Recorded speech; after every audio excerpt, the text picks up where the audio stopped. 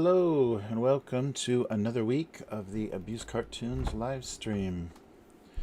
So back again. Let me know if there's any weird technical problems. I think everything is back. I was doing unboxings and recording, so things got switched around. Oh hey, wow. How's it going, Rev and K5 and Dolly? Wow, long time no see. How's it going, Dolly? Wow. Excellent. And Demon, good to see you. Nice. So we are back again. Oh yeah, I already started to make sure that Photoshop was actually working. I already started. I think I'm stuck on the idea of physical media just because of the weird experience of that Justice League movie, which we'll talk about later. But yeah, I can see the death of not only physical media but physical theaters.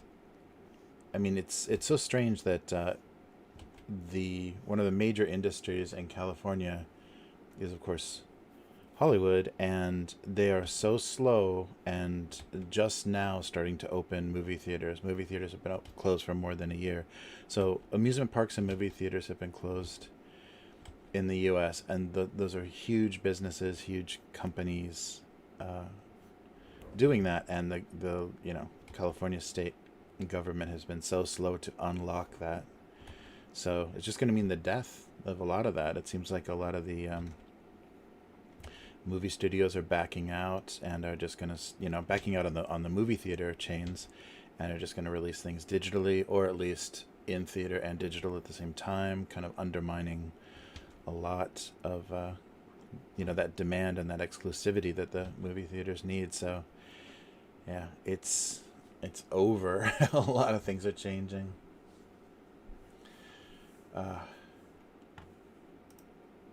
Yeah, Florida's been doing a much better job. I don't know what's going on with California, but yeah, all I've been hearing mostly is the California perspective, and it's really weird, the movie theater situation. I think because in Florida it's even more critical, and luckily they have a different thinking state government, so they knew Orlando, yeah, would be in big trouble without that. So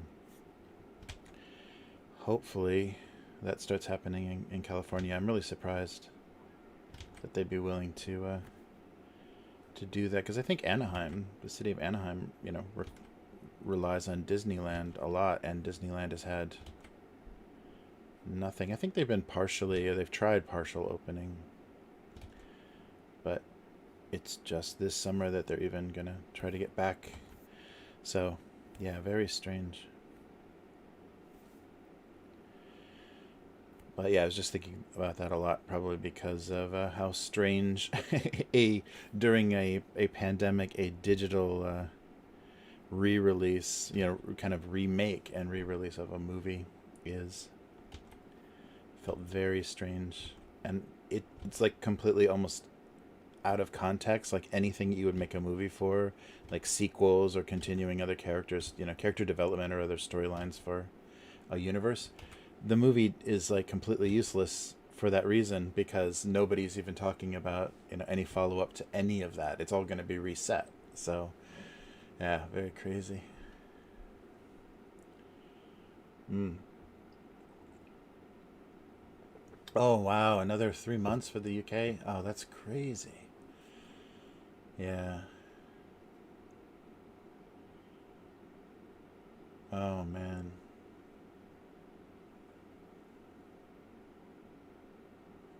Oh wow. Yeah, so we'll see. I guess a CD is actually a lot bigger than a cassette tape, but I drew a lot of detail on that cassette tape. Something, something. Yeah, just feels very odd. But yeah, hope everybody is doing okay. We're still, I guess, crawling towards an Olympics in Japan that will have zero spectators, or zero foreign spectators. They'll probably the tickets they sold to Japanese people, they may let them use with, social distancing and everything, but I don't think they're allowing any support, any international support in for the Olympics. So that's making it a little odd. And I can't imagine if they have a cluster during the games themselves, in like the Olympic Village or something. That'll be insane.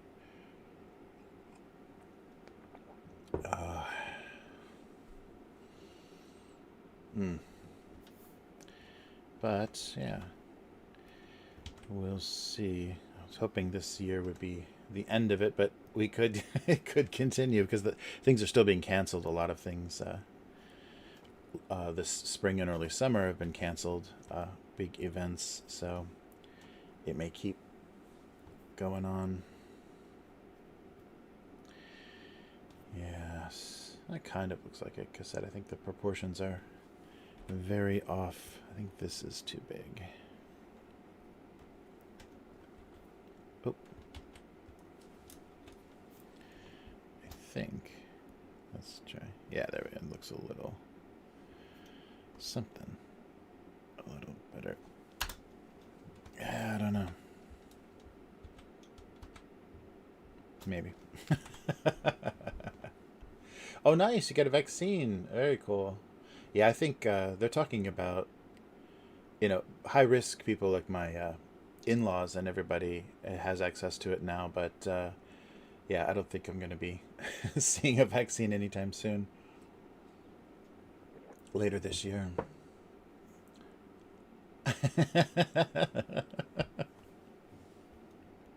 Free donuts.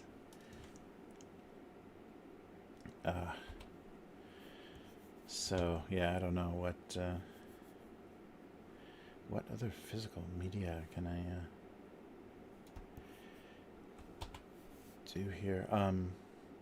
Yeah, so I don't know.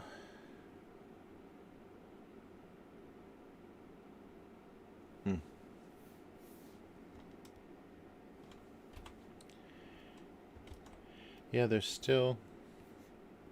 I don't know. Everybody's situation seems to be different, like internationally. So it'll be interesting to see kind of how it seems like America is going to be buried for a while because they can't keep their infection rates down.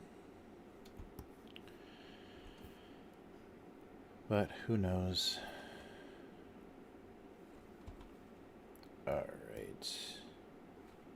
And it's going to be, I think once everything has completely calmed down worldwide, it'll be interesting to go back and look at numbers, even if they even have like very accurate numbers of things, and see how different parts of the world compared, and based on climate and lifestyle and economies, see how this thing really hit. Although I don't think we're going to have any accurate information from certain countries, so it won't be easy to kind of understand. All right, I'm just not looking forward to another Japanese summer of mask wearing. That's really brutal, and I can't believe more people didn't just pass out. There weren't more people getting overwhelmed by heat or lack of oxygen or whatever, because it's brutal. All right, what else is there? I can draw something completely unrecognizable, if I can actually do it, like maybe floppy disk, not a mini disk.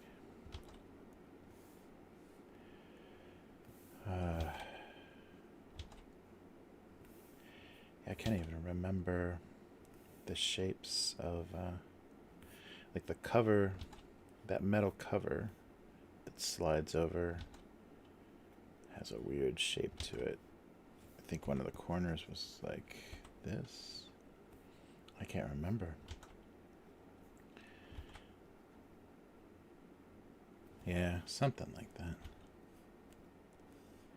Wow, it's been a long time since I've used a floppy disk for anything. It's funny when they just kind of disappeared out of PCs, because anything that you needed to install wouldn't fit, so there was no point. Oh, it's on the same layer. wouldn't fit.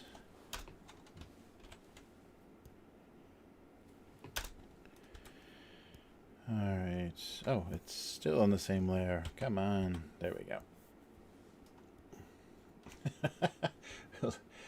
Hey, how's it going, Grinds? I'm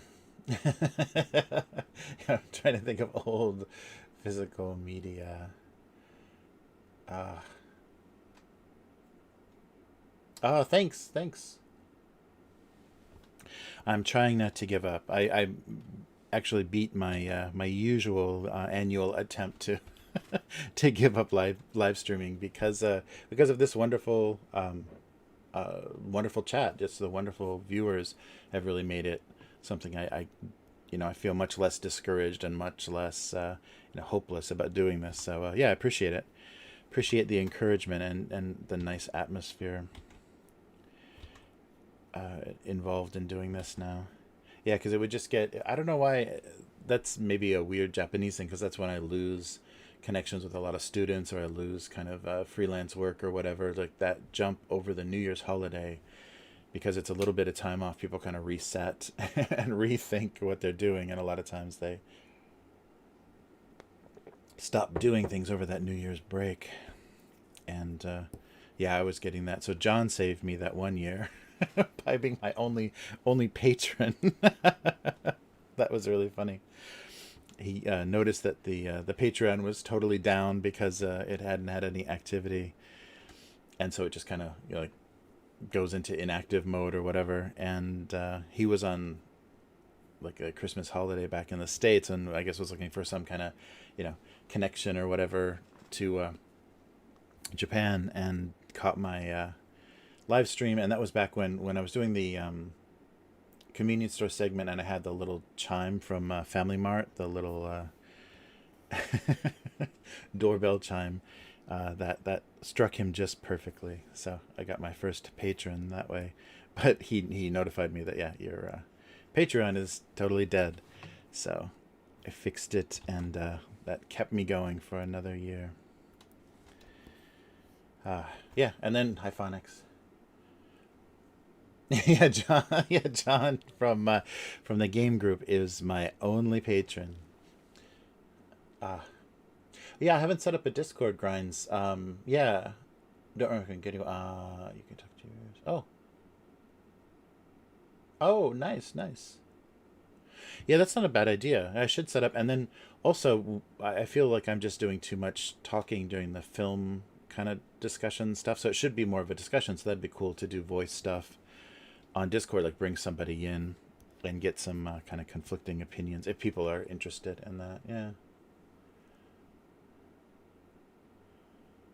Yeah.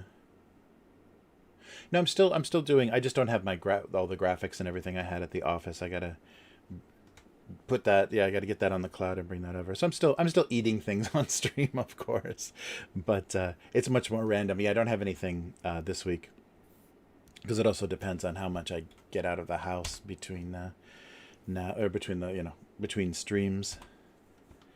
And I try not to eat at convenience stores as much as possible because that can be a pretty bad habit. It's just too easy. All right. Yeah, I think that might work. I think I'm going to stick them in the sand or something. But yeah, but now I'm trying to every week talk movies. Hey, Rev.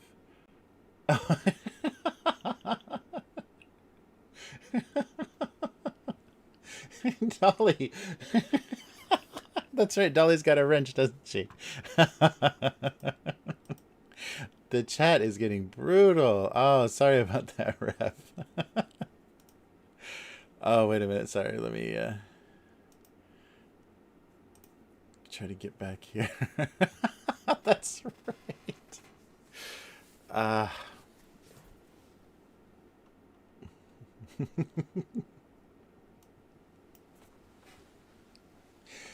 oh, don't make me take away everybody's wrenches. I guess that would be even worse, huh? Or maybe everybody should have a wrench.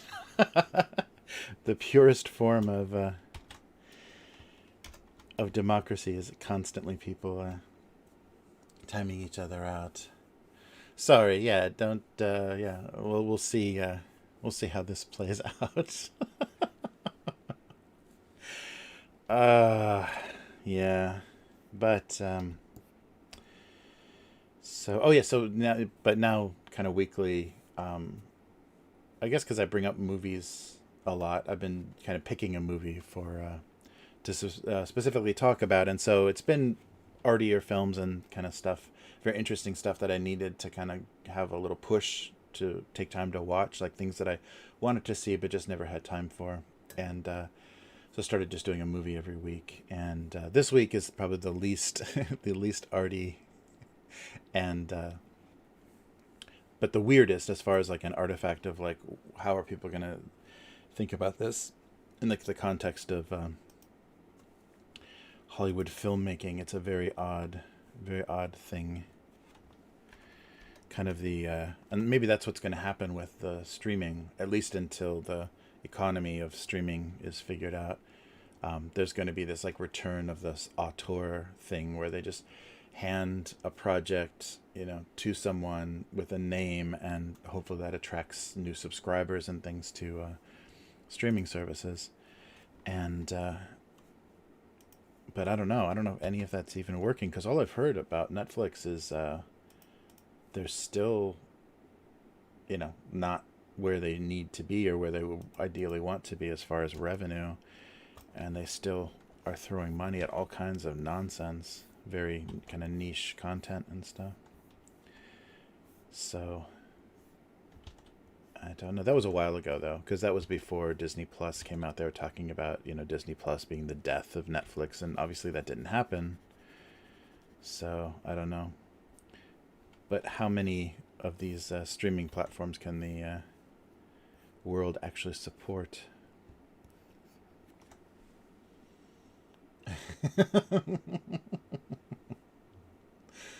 uh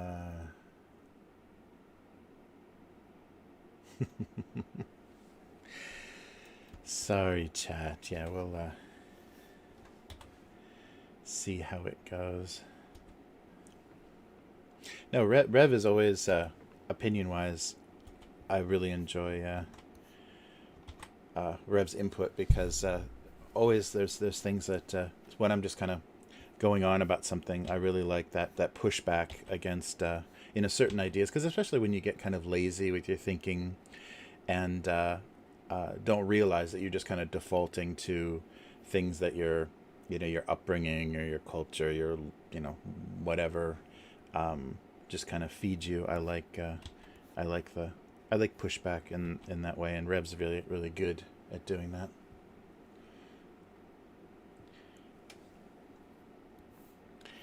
I think it's necessary, and I wish there was more of that. I think that's what, if you guys have watched that weekly live stream at all, I think that's what Chris and I try to do on the live stream. Is we don't have very similar opinions or very similar approaches to thinking about games and even like politics and things.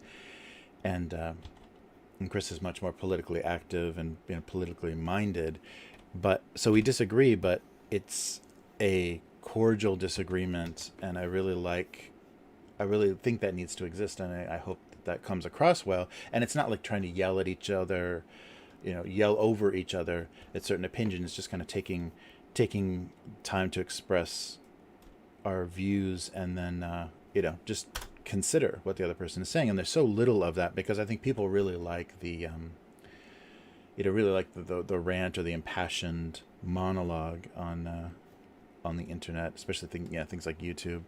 So it's something that I like, that we do, and I like that exists, and hopefully it's not too, it doesn't come across too wishy-washy or too kind of middle of the road, because I think that's, people are doing a lot of attacking of that kind of thing as well, because you don't feel like you're on anybody's side. So you're on no one side. So I think all of our dislikes on that weekly show come from, oh well, you guys don't, both of you don't agree with me, or this channel isn't kind of mirroring my opinion. But but I like that. I think that should exist, because that used to exist a lot more. Just kind of that two-sided discussion that both people kind of presented what they were thinking, and I think it died in the 70s, basically. Or I guess with cable news. I guess it was cable news because cable news needed attention. And so then you started to get those firing line or whatever where people were just yelling over each other.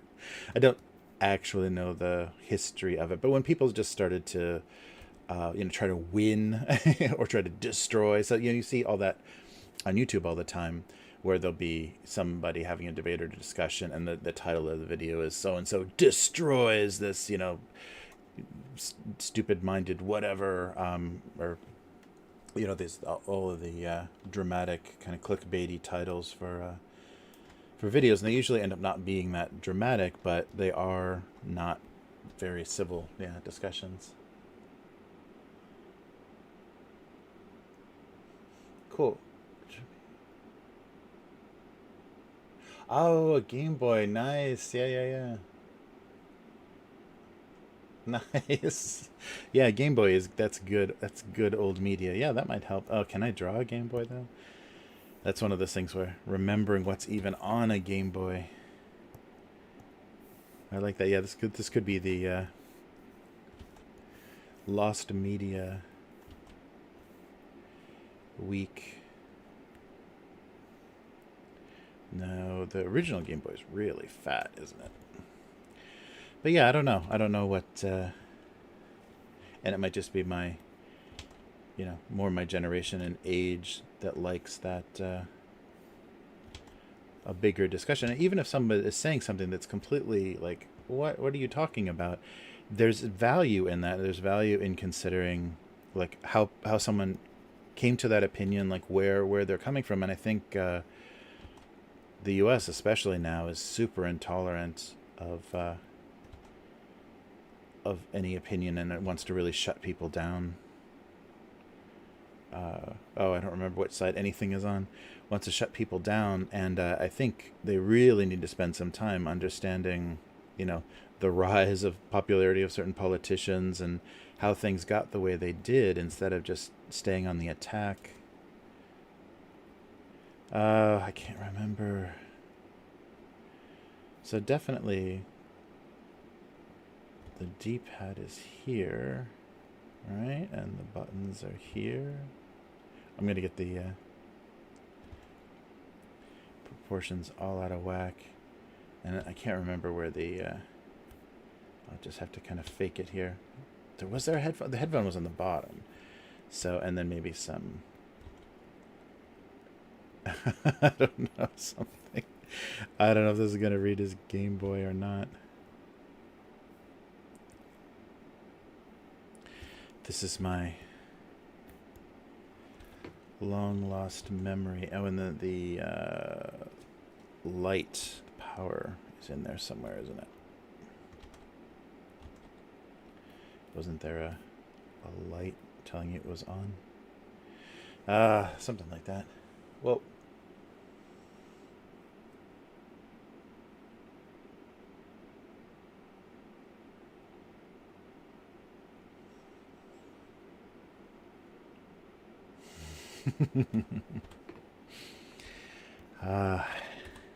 let's see here.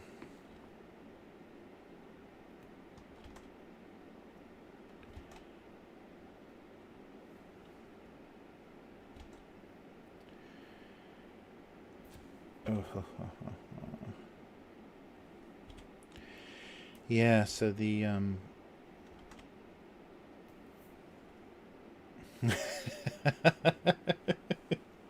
so what is this? Is this a Game Boy stuck in the sand, washed up on the beach?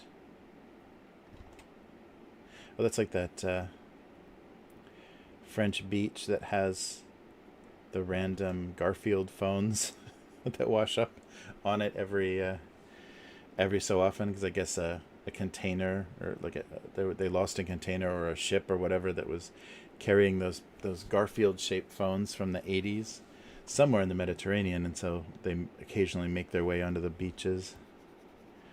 Some beach in southern France gets a Garfield phone every once in a while.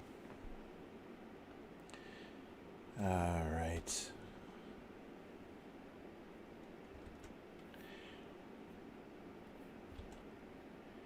I can't even. It's close. Colors will help. All right. Wow. Maybe a little bit wider though, right? Oops. Yeah. Remember the width and the thickness of a original Game Boy was barely pocket size, barely. They got smaller. But oh, I'm missing. Oh, sorry.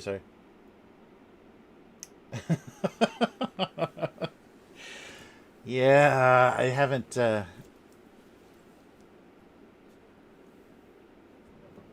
I have. I guess I should. We should come up with some rules,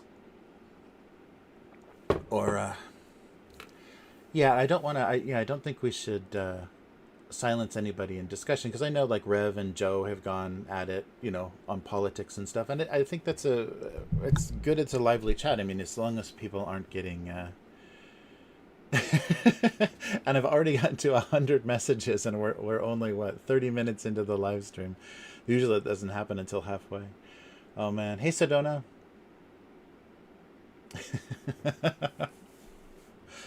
But yeah, I mean,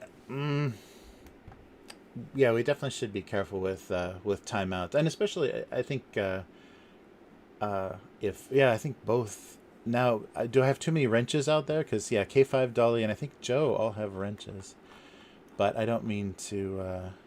Yeah, yeah.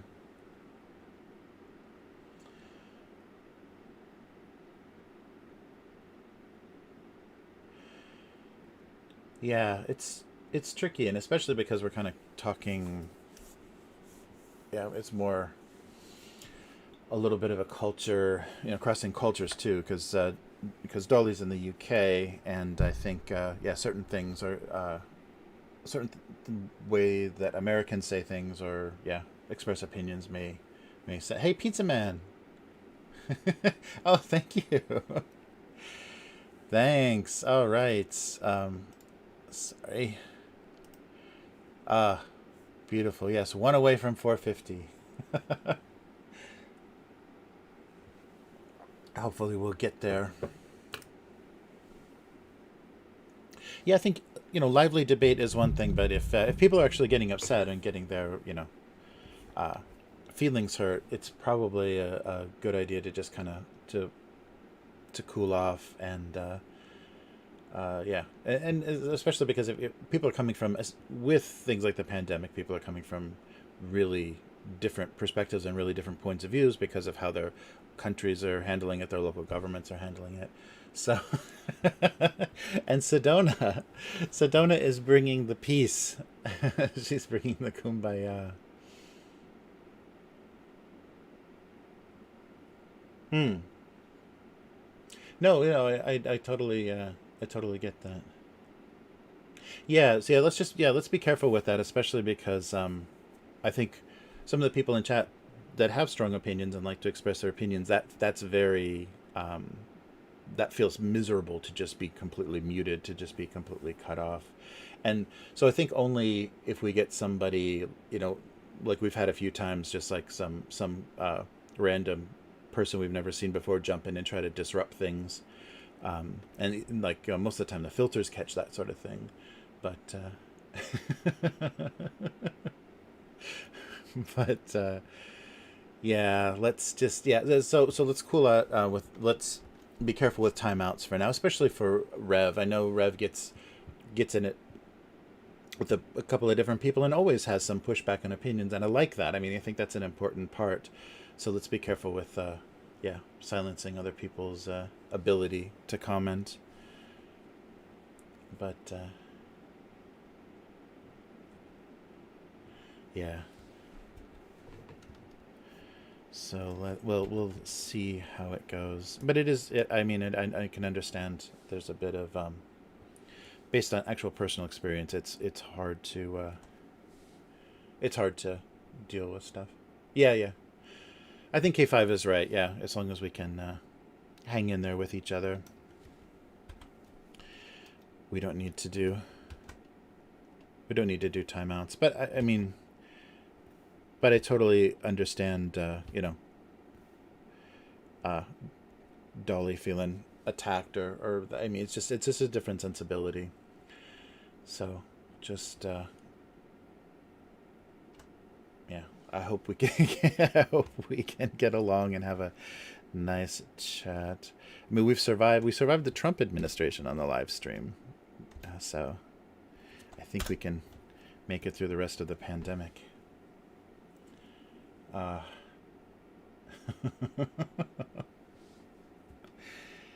Yeah. I don't know about those proportions. So what else? Oh, there's no way I can draw a seashell, can I? I don't think I can figure out how to do that. It's just going to look like a French pastry. I don't think I can come up. I think I've done just kind of the fan kind of clamshell before.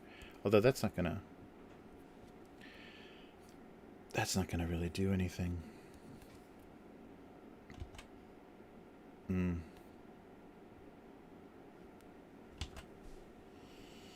You still there, Dolly?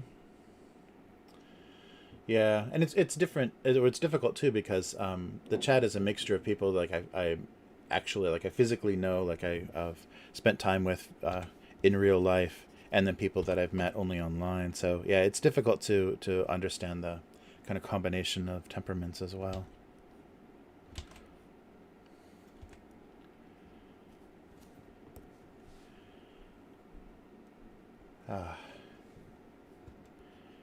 But yeah, but I'm gonna have to. Yeah, I've seen Dolly is live streaming again, so I want to catch up with her, getting stuff done.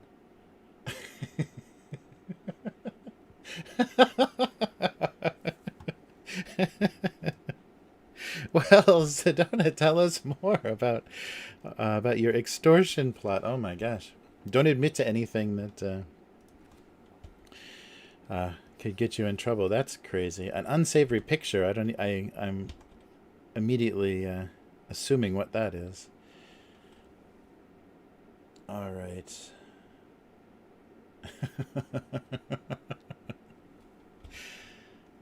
Nice.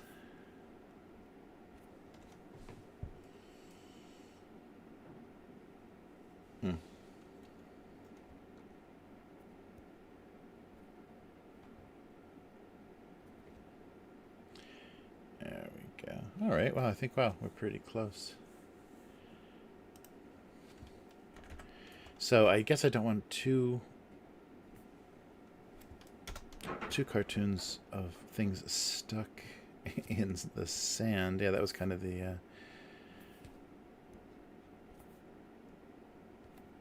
gag from this cartoon as well. Maybe I won't do it that way. I'm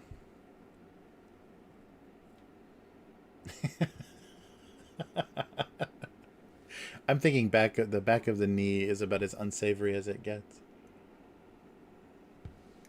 in a photo. All right. Oh, I can't even remember if I've got these proportions right. I think this needs to be a little bit bigger. Maybe not. Maybe I'm underestimating the size of a cassette tape.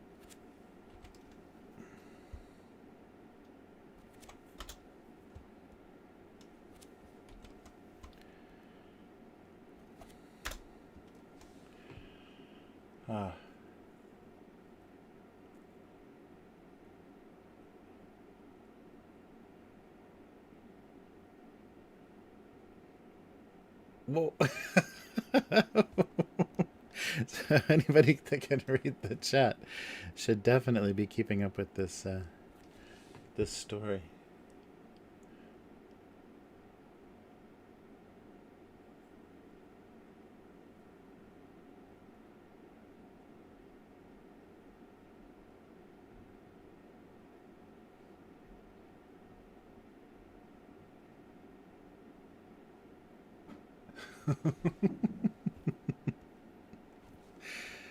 Oh man. All right.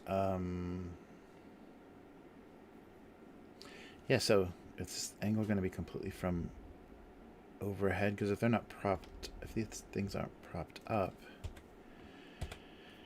then they're going to have to be overhead. All right. Do a little overlap here. Oh, I don't want to do that.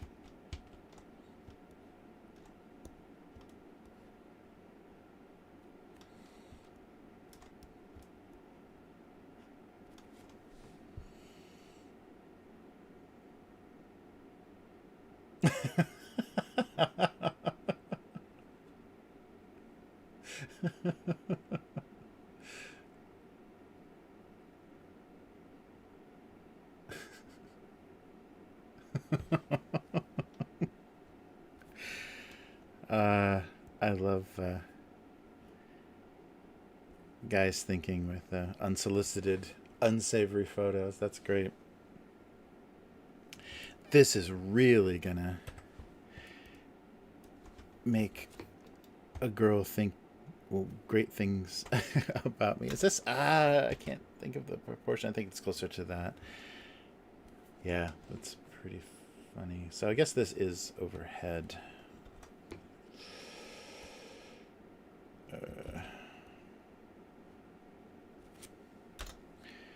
And actually, I should probably do both halves of the CD or whatever this is.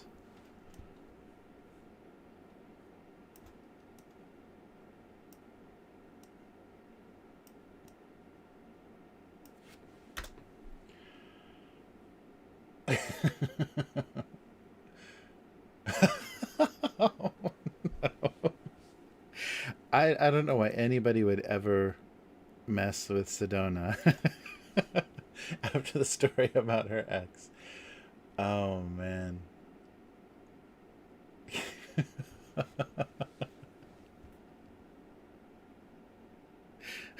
Oh, no. So please follow. Please follow this in the chat. I don't want to totally recount this on stream, but oh man.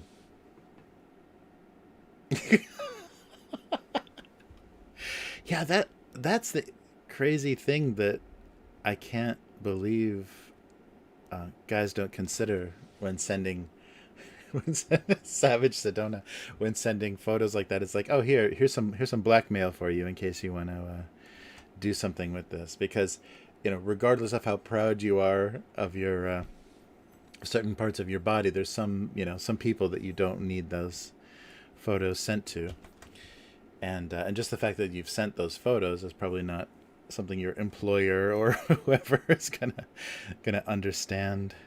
That's so funny.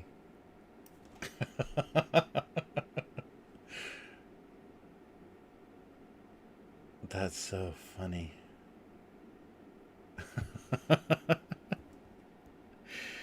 Wow.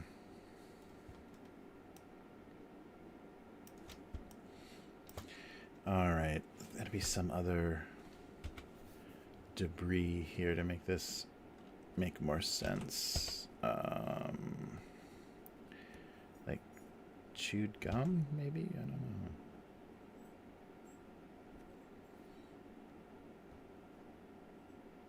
And an old band-aid. I don't know what other kind of things would be stuck.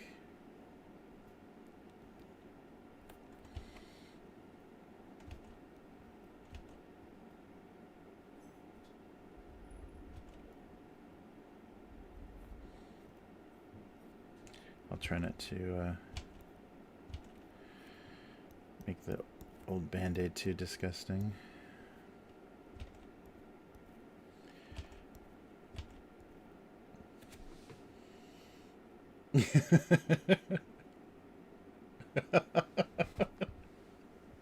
Here's your blackmail payment. Would you like a cup of coffee?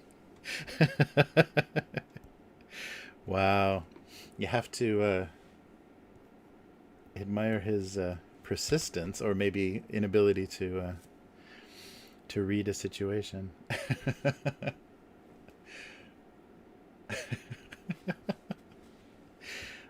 Oh man. What's another piece of kind of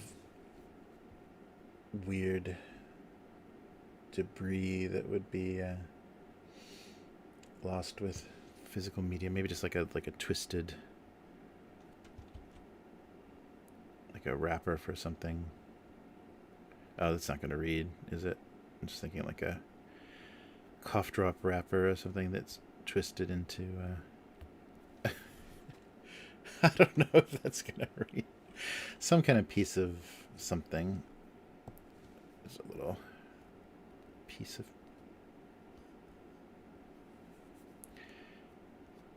discarded paper. Something like that. Wow, this is a weird... Yeah, this is a very strange angle. I don't think I've done this.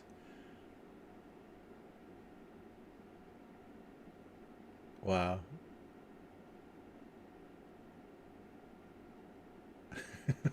Yes, definitely. Not a quitter. Keep trying. If first your photos don't work.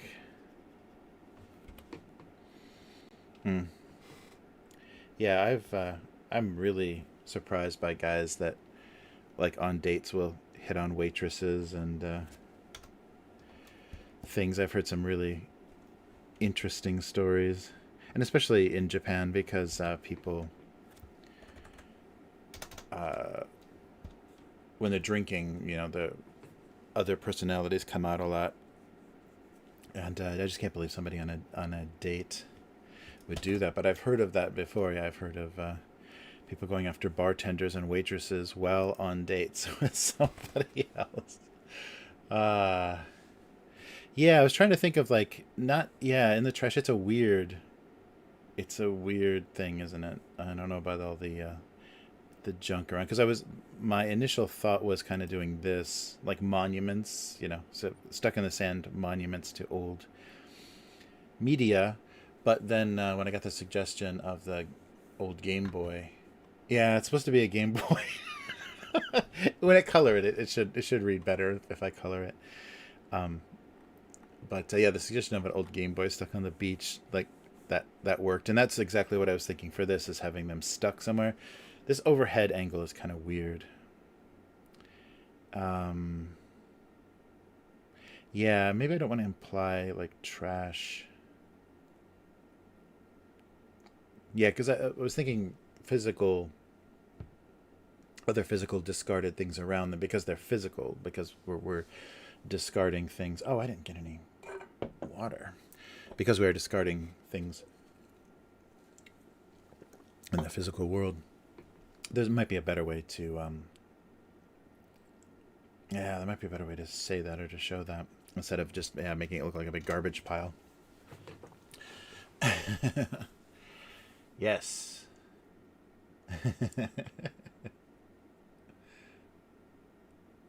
Oh, nice.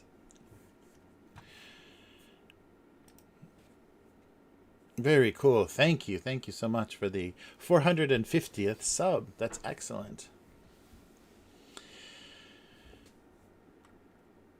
Much appreciated. Yeah, dude. Sorry, did we get a notification? That's been weird. The notices for subs on YouTube haven't been working. It's only been Twitch, but I'm logged in. Oh yeah, and it's not even showing up. No, that's why it's not even showing up on Streamlabs. Weird. Yeah, I'm logged in through the YouTube account as well. I don't know. Well, very appreciated. And thank you for the story, Sedona. You never, you never disappoint. Yeah, I think one of the first things that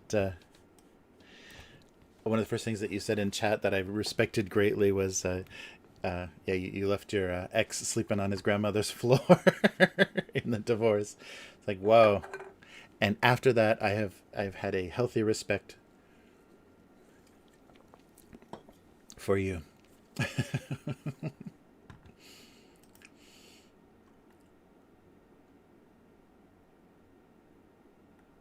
Ah, nice. Thank you so much. Much appreciated.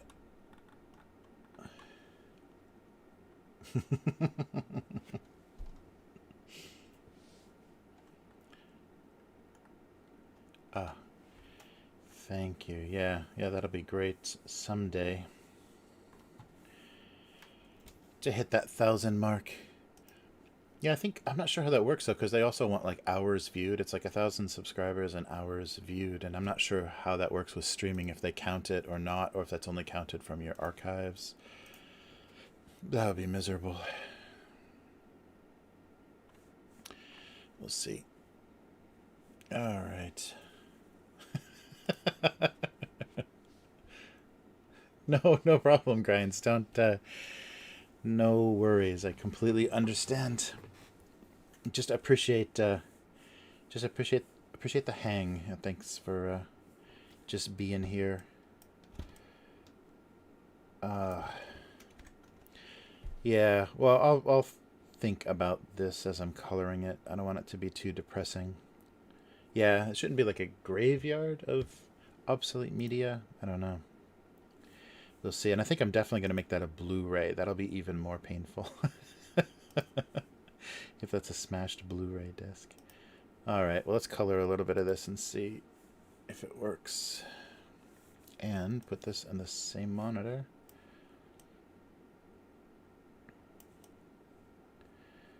Ah.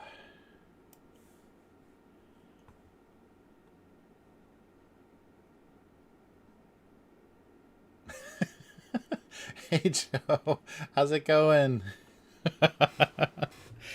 Joe, you missed the wrench battle.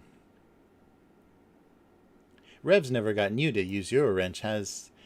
Have they? Has he? I'm assuming, yeah. But yeah, we had that a little earlier, and I don't think Dolly's on anymore. I think the timing, though, I think it's really crazy early for her. She might have just gotten off a stream herself.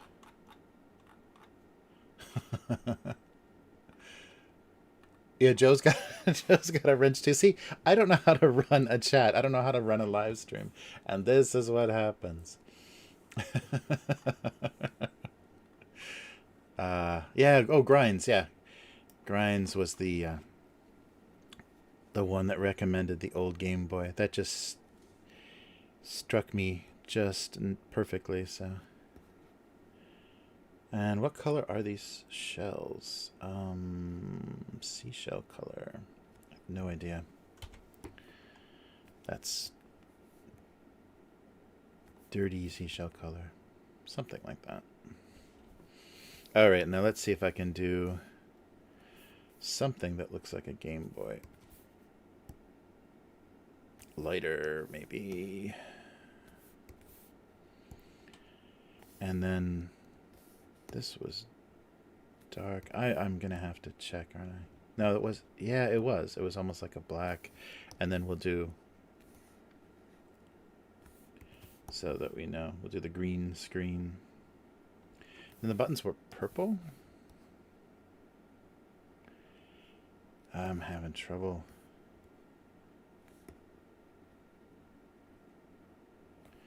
Yeah, because it had like navy blue print on it. Was it? Oh, that looks wrong. I don't think they were all the same color.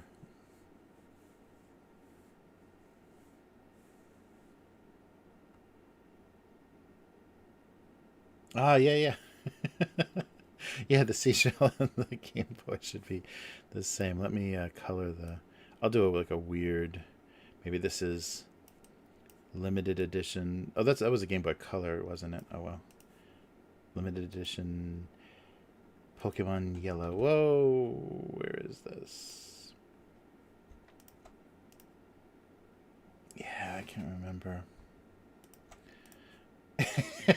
The same outer shell color. Adds a little monotone though for the. Oh, but I'm doing yellow. Maybe the shell should be a little warmer. Color. Is this too fleshy? No, that's better. Yeah, just to give it so visually there's a variety.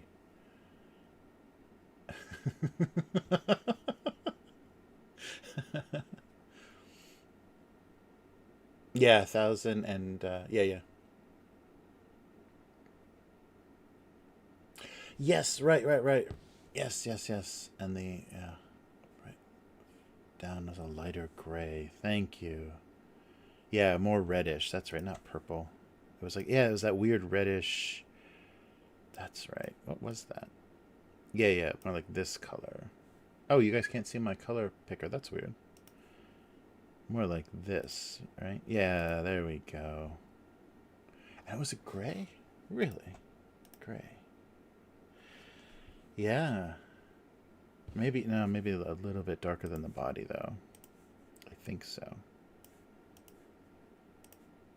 Not that dark.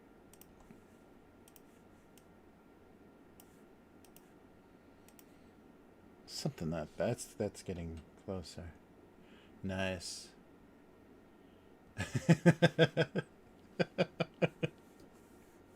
It depends on how unsavory you found the picture. Oh, are you guys gonna make me cheat and look at what a Game Boy looks like? Yeah, I guess it's probably better to have it be recognizable than yeah, it looked too much like an old calculator or a cell phone. Oh, it was really dark. Oh, damn. I don't remember that at all. That's funny. Yeah, these are almost the same color. I can't do totally black because then I can't you won't see any rendering or anything, but I'll do as close to like yeah, this and this were the same color. And yeah, you're right. Much more red than that too. Very red. Wow, I don't remember that at all.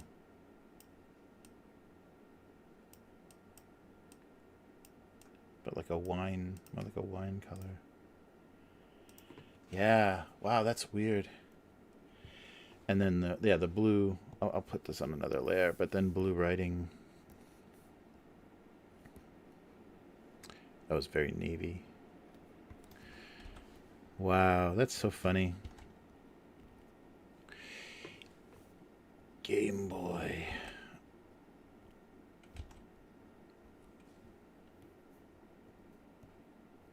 That's really funny. Oh, and the light was up here. I can't. I don't remember a damn thing about an original Game Boy. That's sad. Yeah, this will help a little bit. And the speaker, not gonna see. Oh, and this actually was purple. Sorry, that was way off. Yeah, this weird desaturated purple. Not that bright though. Not that dark. Well, close to that dark. Yeah, that purple contrast with that's pretty close actually. That just doesn't look how I remember. That's so funny.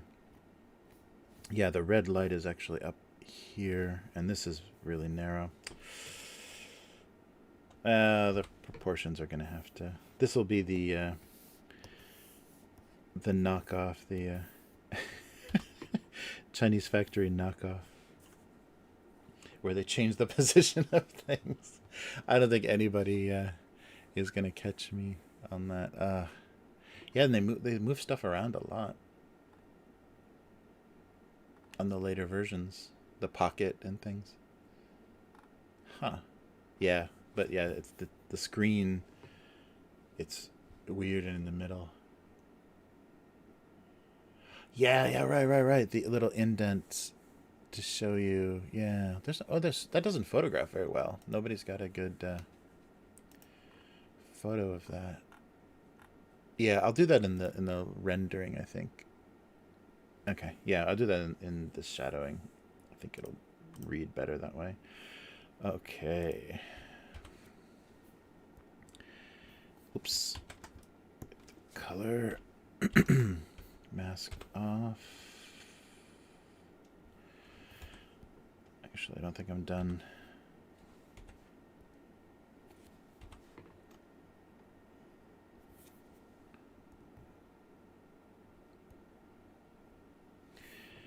All right, so yeah, that's got a little bit of scent and actually that's not gonna. Let's see. Oh, maybe it'll be enough.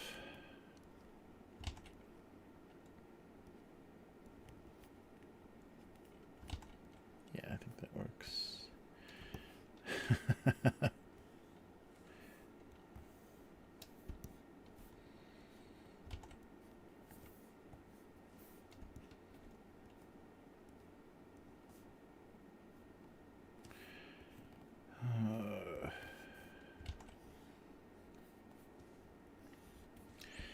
Something like that. How's that look?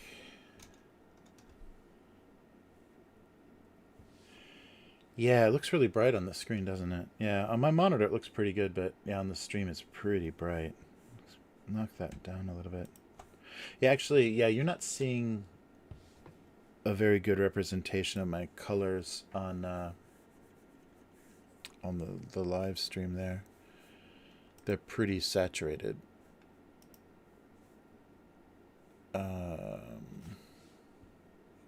Oh yeah, but the screen should be darker. That's probably a good choice though, because it looks like it's on when it's that bright. So let me turn this off. Oh, there we go. Now it looks off. Yeah. Oh, and maybe to make it look like glass, we'll do this little gimmick. Shiny, shiny. All right.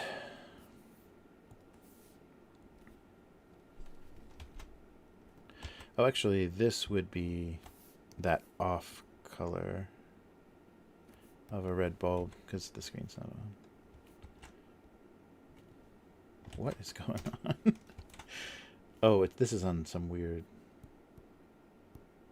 layer, isn't it? It's here. There we go. Yeah. So that's in the wrong position, but then I can't be accused. Yeah, that looks more off, more like it's turned off and sitting in the sand. I don't know where the eyes are going to go. Maybe on the screen. All right, let's see what this, how I can get this shell to look.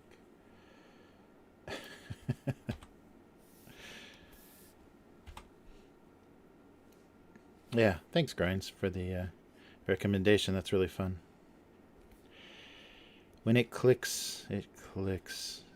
All right. Oh, yeah, I think we lost Lee. That really sucks. I'm going to have to catch up with her. Hope she's doing okay.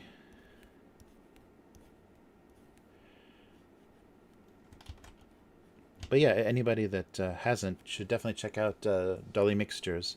So Dolly was on earlier, and if you like crafting or anything she does, doll repaints these amazing using, I forget what the Bratz dolls, maybe the base of the dolls, and does repaints as characters and things, and does and she's really amazing with a brush. Like her eyes and details on the face are amazing. And I just learned that about her, like right before she headed back to the UK. I don't know if the shells are so shiny. I don't know. And we'll try to, let's make this plastic a little brighter.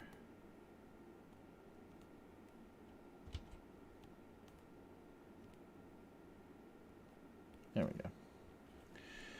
All right. Yeah, it's been a long time. I saw her just recently get back on regular streams, but I've never, I was never awake to see her live, to jump on to the chat. But I got to do that. I'm gonna make some time to do that. I want to catch up with her. She was such a great person to know when she was here. And interestingly, a lot like Rev, was really good at challenging my very basic American opinions about things. I liked her take on a lot of stuff. was always, what layer am I doing this on? Okay, this needs to be, I thought I was on the color layer. This needs to be somewhere else.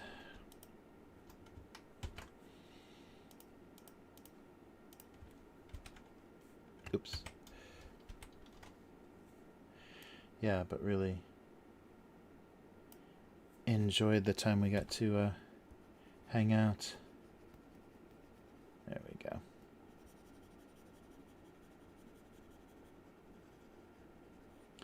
But yeah, it has to be, well, being in Japan is very stressful too, but it had to be stressful heading back in the midst of the pandemic. And at least you could deal, you get your healthcare and everything dealt with in English, but still, it's a totally different system.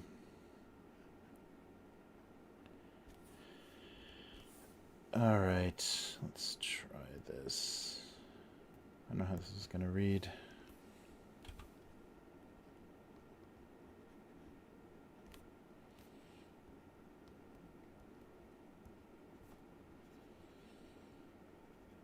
Yeah.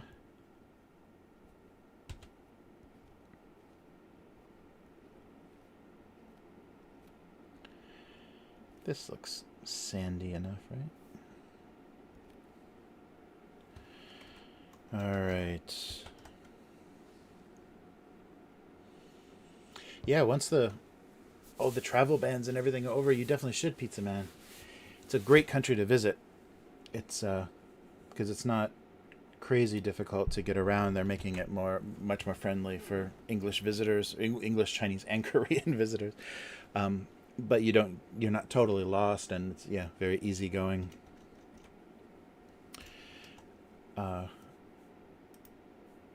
As far as and that's the only bad thing is it has become pretty popular tourist wise. So once the crowds come back, it's going to be brutal.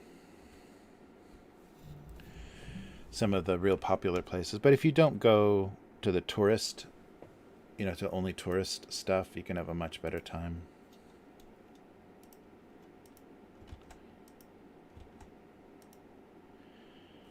Are those big enough?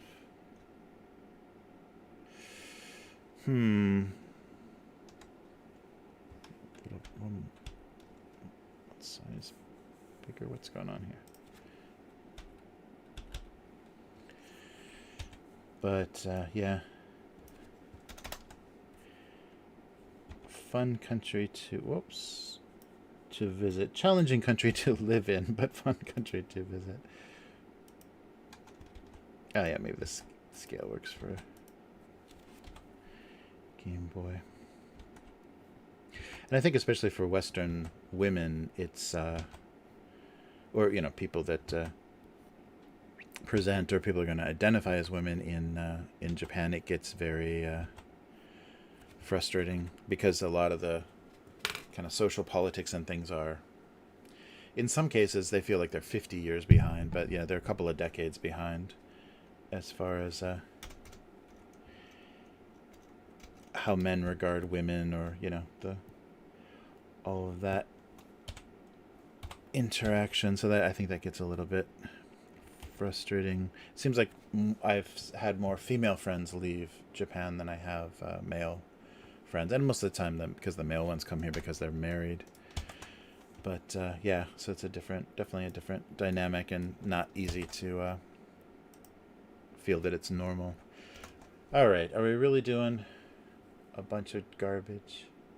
Oh yeah, no, I've never done eyebrows. Yeah, that's funny. That might help with the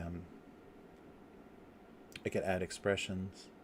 Yeah, no, haven't done eyebrows. That might be a fun gag to do, is choose something like visually on an object that made it look like eyebrows.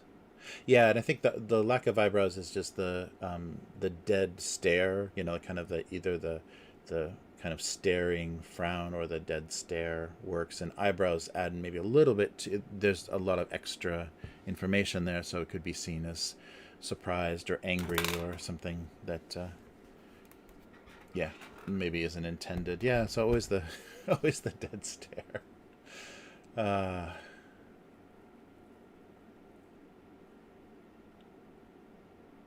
Ah, Pixels. Yeah, yeah. Google Pixel. That's what I'm stuck with, and the I think I'm at the end of my contract though. But the glue on my phone, I think from just the heat of recharging or whatever, has released, so the back is just slowly separating. So I don't think it's waterproof or water resistant at this point because it's all pushed apart. So okay, let's see how this looks, and then I can edit if it's looking a little too depressing. But let's try a bright blue Blu-ray. Yeah, that'll work. And cassette-wise, what are we doing? We're gonna do one of those crazy '80s Maxell. What those Maxells?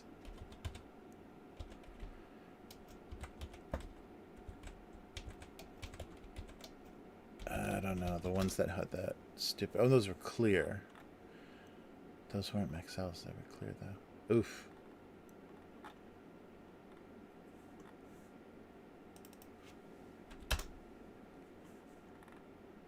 Yeah, I can't find the one I'm. Those were no. Actually, they weren't yellow. They were clear. With that weird '80s design on them.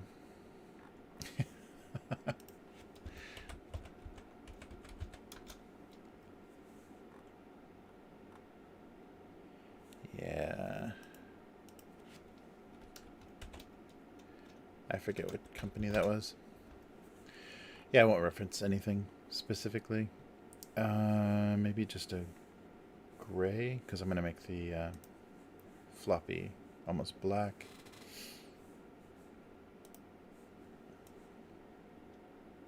Yeah, that weird.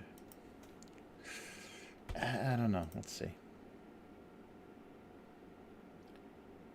Middle gray and with the label on it, or huh? Oh yeah, that two-tone. Yeah, maybe I'll do that. Let's do it a little bit darker. No, actually, so I want the darker for the cassette or the floppy. Yeah, and then we'll do that two-tone yellow white label. Let's see.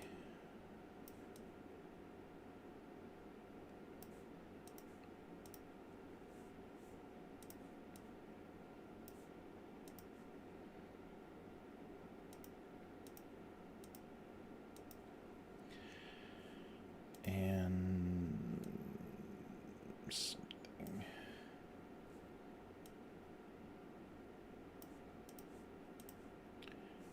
Wrapper like, and that'll be gum, so we'll do kind of a bright pink.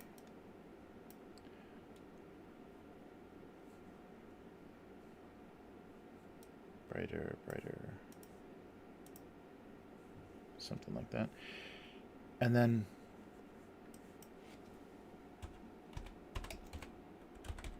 what does a...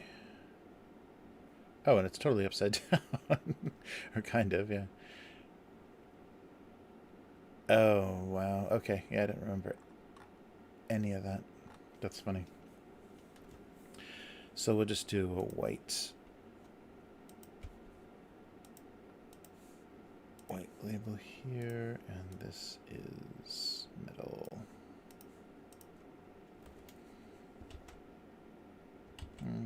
Oops.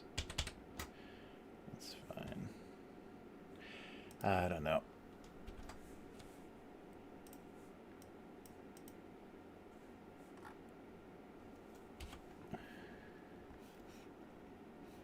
This feels floppy disk to me, that weird label with the write the contents on these lines. All right, and the color of the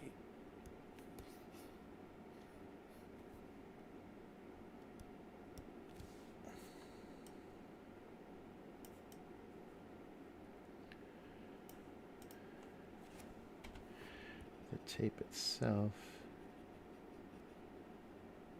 that reddish brown, and maybe the spools are just white plastic, so let's do that. Oops. And I'll handle the rest of that with the shading.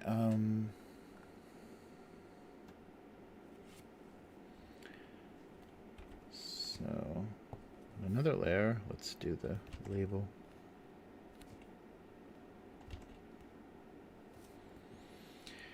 Yeah, I don't think I've got this proportions on anything particularly well done. And then kind of that safety orange yellowy color.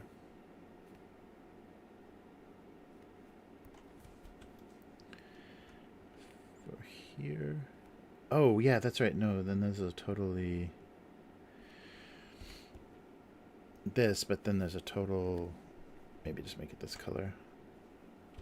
This part of the cassette I forgot. Because the label has that little cutout.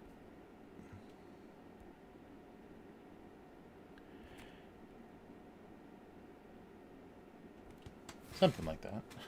Oh man, it's been too long and I don't have any memory. There we go.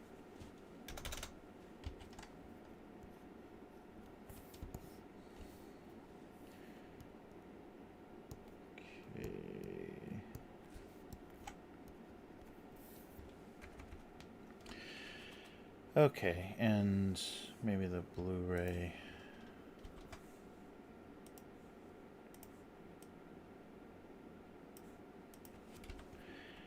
Make this a little lighter. I have no idea.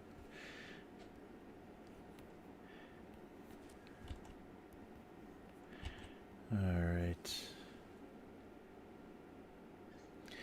Yeah, it looks okay. It doesn't look so... The color helps a bit. Let's see how it looks with some rendering.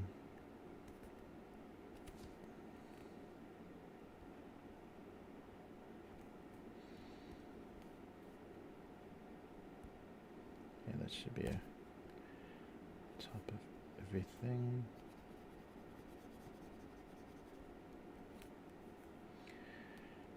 And this.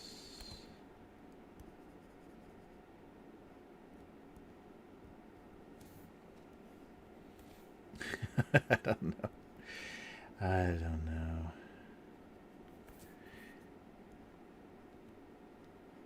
Not a happy one.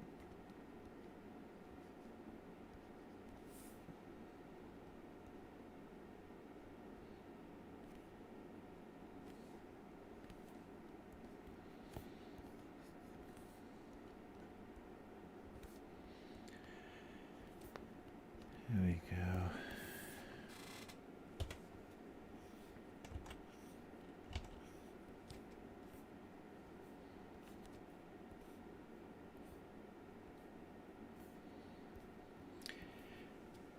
All right.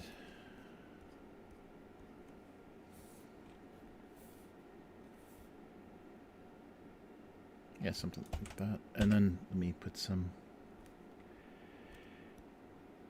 shadows here, so it looks like it's ground. Maybe the overlap.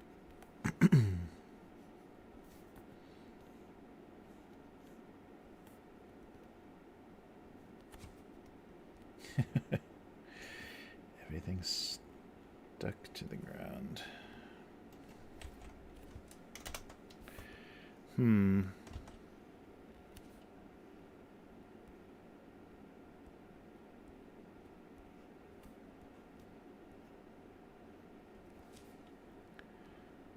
Oops. Yeah.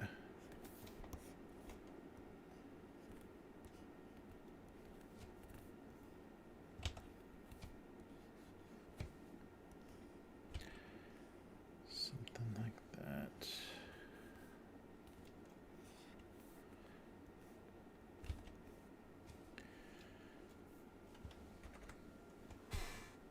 Yeah, that doesn't look as filthy and depressing as I thought it would.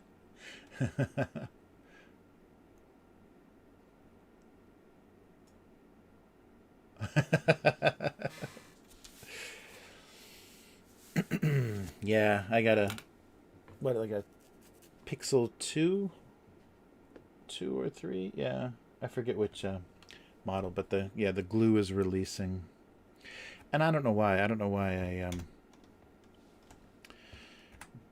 didn't, or why I went with this one. The original thing that I heard about the Google phones is that it's kind of a pure vanilla Android that they put on there, so it doesn't have a lot of like resource hogging stuff and a lot of extra add-ons that a lot of carriers put on. But in Japan they do, so it's not even very useful to get a Google phone here because it's already contaminated with all kinds of shopping apps and all kinds of nonsense like train directories and things that just are very standard in Japan. So yeah, I don't know why I did it because some of the like the Sony Xperia phones are really amazing here. Both Sharp and Sony make really good. I mean, the screens are amazing and really good phones, for Japan. But some of the language support is a little weird, so I'd have to use the phone completely in Japanese for the Sony phone. They always do that. I guess to support their domestic market, they're always oops. Oh, actually, let's just put it here. They're always doing, if it's released here, it's Japanese only. And that's okay for the most part, but there's going to be some problems and stuff I have that I could probably deal with myself and just not in Japanese. So some of the other companies are better with that. Sharp does really good displays, so the screens on a lot of the Sharp phones are amazing. So I don't know. I would like to try a Galaxy at some point, but it's really limited who carries Korean phones here because for a long time they fought to kind of keep them out of the market. So you couldn't get Samsung anything in Japan. It was just importers and stuff for displays and stuff. There were very limited access to Korean stuff. I think they were trying to. It was one of Japan's kind of non-compete or anti-competition things that they tend to do when they feel threatened. And like with German cars and things, they just consider them luxury items and then tax the hell out of them so that there isn't any competition with local or domestic things. I think I got the proportions of these things all wrong. All right, let's go with that.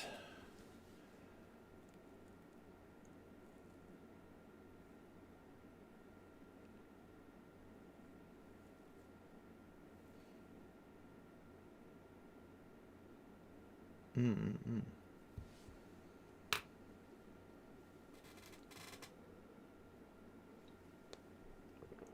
Cool.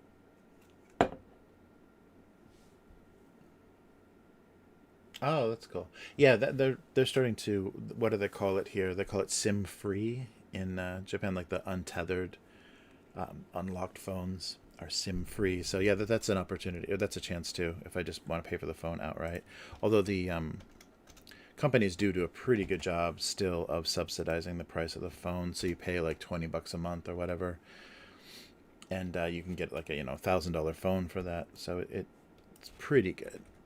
All right, so we've got a Game Boy on the beach, and we've got a lot of obsolete physical media. Oh boy. So, well, let's take a look at comments while we are here. All right. So let me set this up.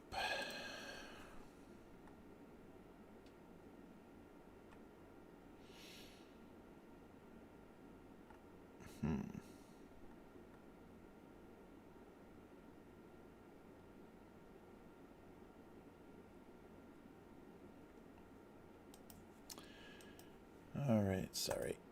There we go. Okay, so quick look at Whoa. My windows are overlapping. Lastic's comments. All right. There we go. And you can't read the chat at all because it's on white. All right. Okay, so this was March 23rd, 2021. Yes, St. Patrick's Day inspired cartoons. The Irish Stout became suspicious of the green beer's nation of origin. Got a couple. Yeah, 3 comments, 14 likes. Rightfully so. But people drank both anyway, of course. Ed, Black and Tan, and green beer. Sure to be in a dust up soon. Nice comments. All right. And yeah, for the 18th, oh, just about the same. He always imagined a hot school lunch being much hotter. I was always able to go home for lunch. Oh, that sucks. Yeah, one of those kids that lives close to this school. Yeah, you could eat your lunch at home. I don't remember any hot food, but I found cubes of Jell-O to be the high point. One time my mother took McDonald's to my son at lunchtime. It definitely caused an uproar. Yeah, that's funny. Breast of chicken. Nice Gamma guy. Wow. Yeah, that's funny. I remember that there were some kids that lived near the school, so they were just allowed to walk home for lunchtime and actually have something decent made for them. That's funny. All right, couple of randoms. Christmas, early Christmas here. Yeah. Oh, 27th, December 27th of 2006. Yeah. So before things got caught on, holding up a Christmas tree was difficult, but not holding one up was worse. This and not that. Oh, another 2007. She often wished that her life consisted of more than pie crust and sugar cookies. Not only was this another 2007, not only was she expected to slowly melt into a grotesque form, but to smell pretty while doing it. Aging joke. 2011, there we go. An actual audience. He feared that his unisex designation encouraged gender confusion. Remember that deodorant said, strong enough for a man, but made for a woman? Yes, that's what I was referring to. If the label's pink, it's for girls. Blue also, though. Hey, is that deodorant? Stick your arm or the ball kind? Yeah, it is. All right. 2015 bread joke. They both went into it knowing they were going to make a very boring sandwich. They both knew they would be very filling. That's the one concession. All right. Oh, now listen, that's bullshit. Look at that. Same cartoon on random. I don't trust their random anymore. 2018. Citrus was always difficult in social situations. Oh, but so worth it. Aren't you glad to see me? Oh, no. All right. Last one. Uh-oh, 2006. Oh, the room key feared a long, cold dangling overnight. Yeah, this was in one of the first little books that I did. So remember, the cartoonist that drew Beetle Bailey, I met him at there was a National Cartoonist something meeting, and I showed him my cartoons, and his reaction was, "Those are really sad." That was it. That's so funny. Yeah, but that was one. The dangling room key was one on that collection. It's funny. It's funny to have like really famous, like established people look at your stuff and go, "Wow, I don't relate to." Oh, another Christmas. I guess I lied. One more. Another Christmas. Oh, this is this is oh no, not last year. Yeah, this is the year before. So this is pre-Sedona's Christmas assistance letters to Santa. This year read more like cries for help. Wholeheartedly agree. Peppermint stops a shot in the arm. Oh no, that was 20. That was last. Yeah. Right, we're in 2021. No. That was last Christmas. Anyhow. All right. Christmas.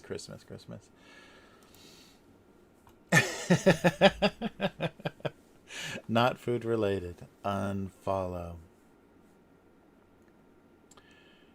Wow. Yeah, the random is pretty lousy. All right, well, let's get back to it and see if these can get written in any way. Back to... No, fooled you. Back to the drawing. Sorry. Clicked on the wrong thing. All right. So, it's a little bigger.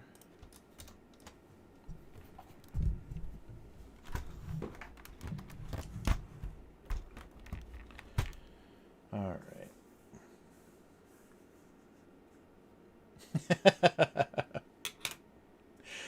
Nice. Yes, I almost reset the whole live stream there. There we go. All right, so what is going on? Yeah, so physical media.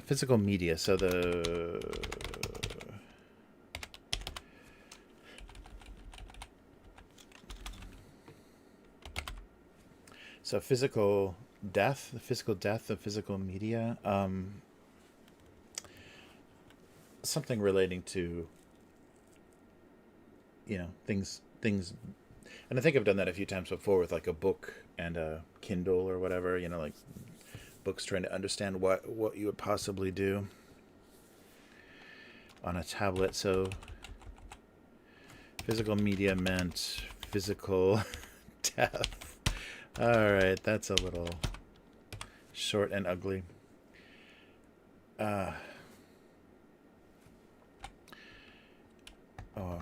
Physically discarded, physically wasted. Let's see. K5's a moderator too. Yes, I'm going to give everybody moderator status and see how that goes. Yeah, I should just every time. I guess that you can do terrible, like you ban and delete people, so that's a really bad idea. But anytime one of those like troublemaking random people like jumps into the chat, I should just make them a moderator and see like what they're capable of doing as far as what kind of damage they would actually. I think it's undoable though, so that might be terrible, but I wouldn't be surprised by some people's ability to do harm. All right. Oh, it undid my physical death.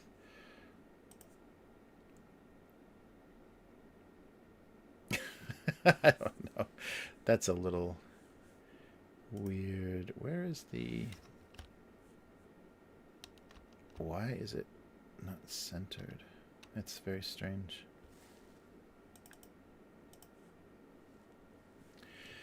Yeah, this doesn't look centered, and I don't think there's a way for me to center it. Yeah, there's no...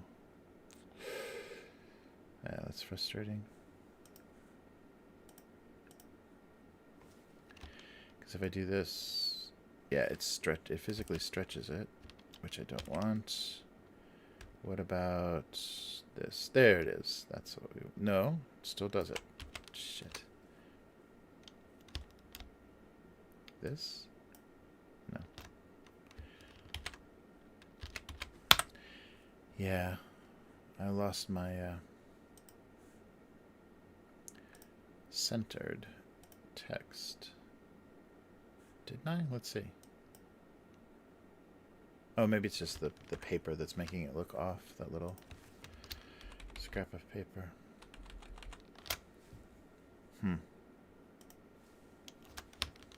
No, it's not centered.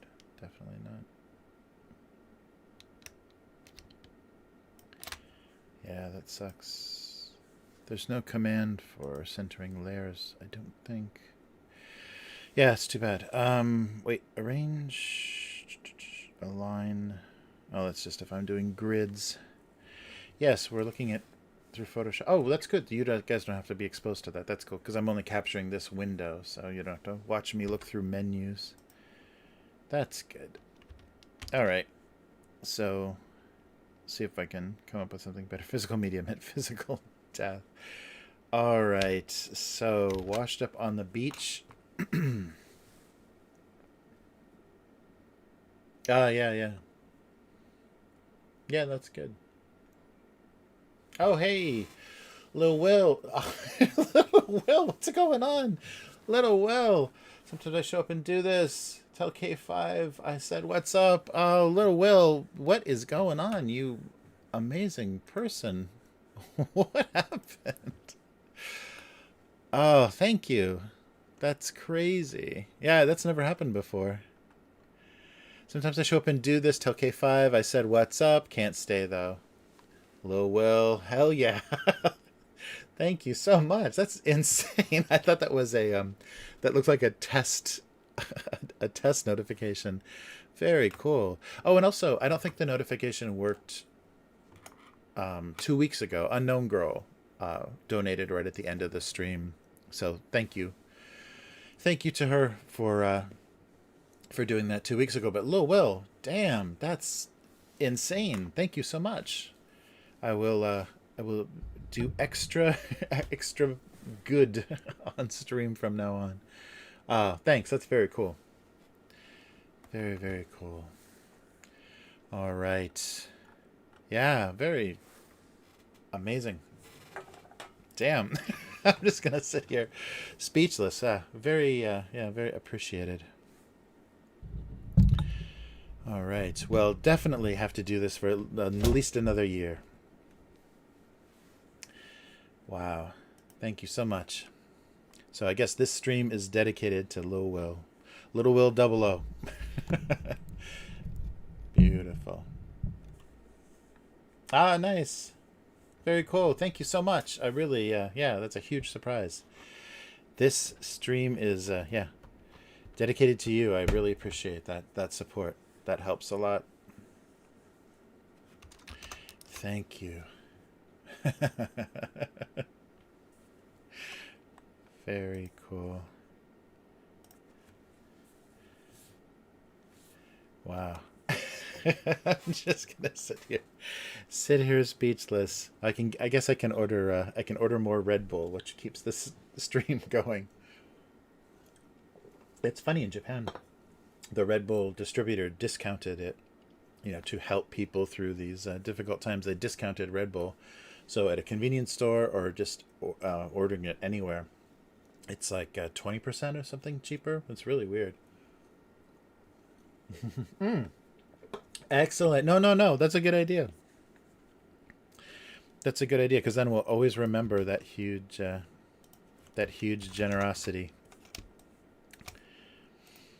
That's a really good idea. K5, you've got the ideas. You're all full of them. All right. Oh, I gotta switch the tablet again. I was in writing mode. Let's try this. See if I can make this work. Come on. All right.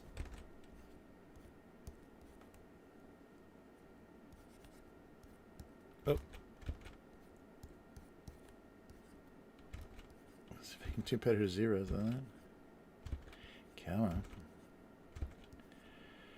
Oh, come on. How many times do I have to draw that? There we go.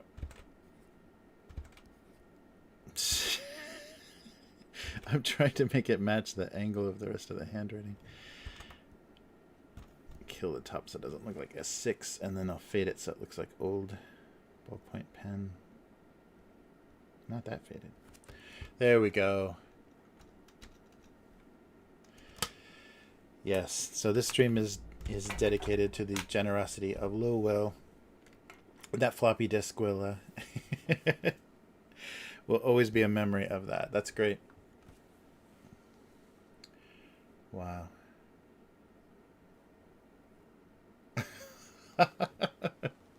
Yeah, I can imagine. It's mostly caffeine. Yeah, I wonder what you do. Because they didn't they use like formaldehyde or something originally to decaffeinate coffee? Something really disgusting. They use some, yeah, some very disturbing process. Good job, K5. Always have good ideas. Oh, let me, since I'm fussing with art again, into this. There we go. So I guess that's the starting price for getting your name on a cartoon. Ouch. Oh my god. Very cool. Yeah, I think it was something like that. They used some really. I'm pretty sure it was. I heard it was formaldehyde. They did some really weird chemical, like they were able to make it inert or whatever, but so it wasn't harmful, but the actual process was something really disgusting in the early days. But they all, they did all kinds of insane things with chemistry, kind of like turn of the century, because so much was, so many dangerous chemicals were legal. All right. So physical death meant physical media meant physical death. I don't know if that's a little too harsh or not. All right, on a beach. On a beach with a shell.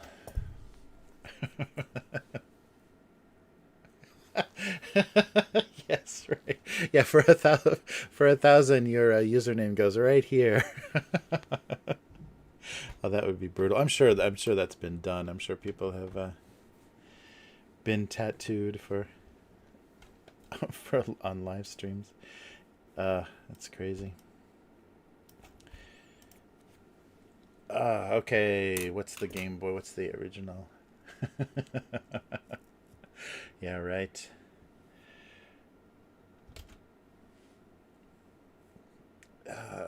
What's the original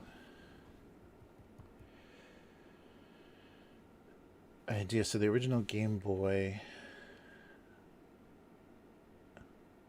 So Deserted Island.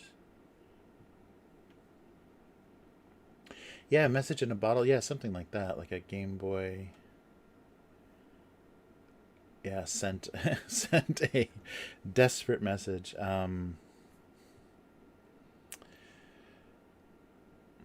Yeah, I hope that's enough kind of sand around them to see that they're stuck in the sand. So something washing up on the beach, or what's another? Or retirement. Yeah, on the beach during retirement. Yeah, because they're not making. I don't think even as promotional stuff, Nintendo's made a Game Boy in a while. I remember when I first got here, they did the Micro. It was a color. It's a color screen too, but the Game Boy Micro, it's about yay big and metal, um, metal body, or probably aluminum body, but a uh, a metal body with a tiny color screen. But the screen itself was like literally like this size, not even this size, like this size. It's like almost a postage stamp. But of course, for the resolution of a Game Boy game, that made it actually look sharp. Like it actually had some you know some detail to it, because the resolution was okay on the screen, and because it was so small, but not very playable. It was Game Boy Advance games is what it mostly or what it was made for. So I think you could. No, you couldn't. You could play the older games. You could play original games and the kind of Game and Watch games and stuff if they were ported over to those rectangular Game Boy Advance discs. But that's the last, I think, new model they made. I got it. Oh, it's in my retro game shelves over there in the closet. Ah, that's so sad that that's kind of over. No, no, yeah, no ink. I kind of missed that generation. Like I had friends, like I had like biker, like my one friend who had a biker dad got tattooed. Like his birthday presents were always tattoos. So I never felt like I had legit connection like, legit reason, because everybody else, any of my friends or anybody that had tattoos was always cooler or had like cool reasons to have tattoos, military or, biker or whatever. And then by the time I got to art school, then I realized, yeah, there's not an image or a symbol or anything that would ever stay relevant my whole life. It would always be like this weird, obsolete, like road sign of the fucked up loser you used to be. So it lost its appeal pretty fast, and I never had any friends that were tattoo artists or anything. But when I moved to LA, so many people, like all my coworkers and everybody, was pretty heavily tatted. And the thing that they talked about a lot is how meditative it was. Like they were kind of addicted to being forced to relax, and kind of the dopamine or whatever, the release that you get from the pain of the needle. They loved that state. And so not only the kind of art and representation, but just the time they spent getting tattooed was part of this like experience. And they really had like this friendship or the connection with the artist that did all their work. So that was really interesting. And I don't know, I'd have to constantly be shaving my arms, I think, to maintain anything. But yeah, I kind of missed it. I think like just generationally. And now I'm like, too old to do. I mean, yeah, if I got a piercing or a tattoo, I think it would be more of a cry for help than anything else. But yeah. No, it's a really interesting thing.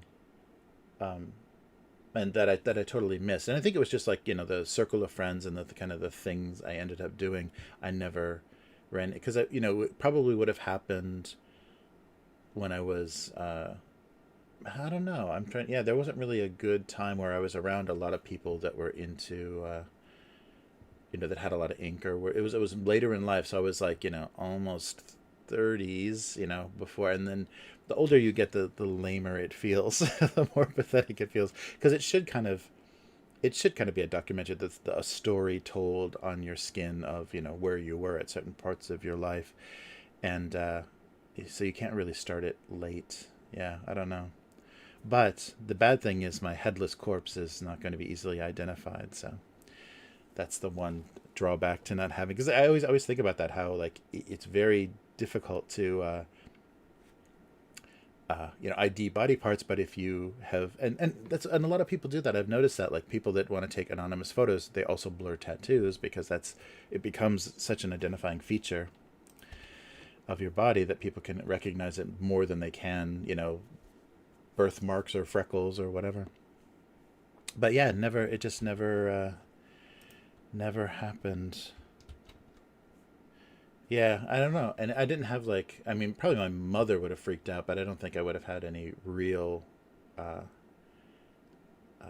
wouldn't have been attacked for it as a kid by my parents. I don't think they would haul me to laser removal or anything. So I could have done it, but yeah, it just never came up. It was never at the time. It never fit kind of in what I was doing, which is very funny. But yeah, that was really interesting. I'd never thought about that. That the process of it is so uh, kind of there's something meditative and almost like spiritual to it, that component to it, and that even comes up with because wasn't that with a lot of piercings and suspension and stuff. That's what that is. That's a Native American thing. Is the pain of like hooks and being suspended. So the pain of suspension being like it's like a natural chemical altered state that your body can induce from pain. Yeah, I remember A Man Called Horse or something. What was the there was a famous like 70s movie that showed suspension. And yeah, so I think that there's a relation to that. So Nona's mom hates him, but she still gets him. Yep. Oh wow. How big is, yeah, 10 gauge? Yeah, oh wow. That's cool. Yeah, my stepbrother, younger stepbrother, lived in Northern California, maybe Seattle for a while too. But he was in Northern California for a while, so his ears are gauged, and he has a lot of ink. But yeah, that's funny.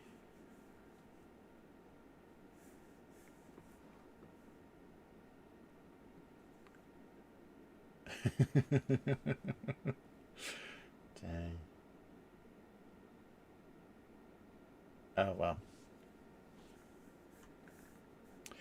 Yeah, very cool. All right. So, what am I writing here? Goddamn. Low will. I can't believe that.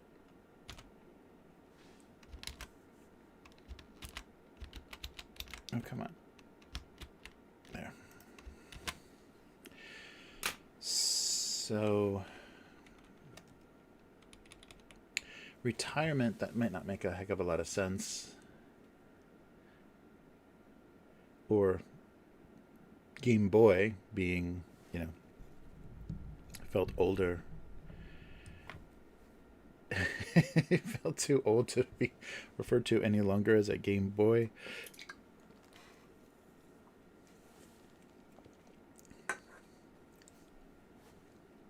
Oh, oh, ow, ow.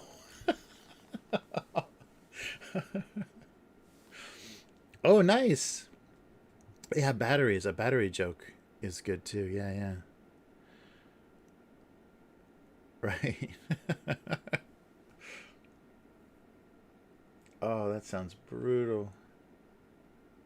Yeah, I remember I had a girlfriend in high school that always wore kind of dangly earrings, and I guess she left earrings on in the shower, or and took a shower in like the middle of the day, like one of those like cool down in the summer showers, and got out of the shower and did that kind of like TV soap commercial, dry your back like this, and snagged both of her earrings and yanked them out. So yeah, she pulled out both of her both of her earrings doing this, and realized that I've never. And she even said that I've never did that before. I don't know why suddenly I thought that was the way I was going to dry my back, and of course because she was still wearing earrings, she ripped them both out. Uh, oh, nose ring too. Yeah, yeah. Oh, that's crazy. Yeah.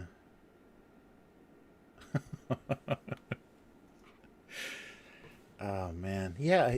I had a lot of friends with tongue piercings, nose. Oh yeah, and Dolly before she left Japan had her septum pierced. Um, that was the last. Yeah, that was the last person I know that did any piercing or anything. Yeah, that's really funny. And yeah, a lot of the kind of body modification stuff is harder to get in Japan because there's a lot of it's more kind of underground here, which makes it maybe a bit more exciting. But you have to yeah kind of find out of the way kind of secret places to get things done because of how the culture views tattoos and things. But it's changing though. They're slowly getting less strict about it. It used to be really, really underground, but the public baths and stuff are starting to loosen because they know that even with Japanese youth, it's becoming more popular. So if they go on vacation and things, they come back with tattoos. So they can't ban everybody with ink from public baths and stuff, or they're going to lose too many customers.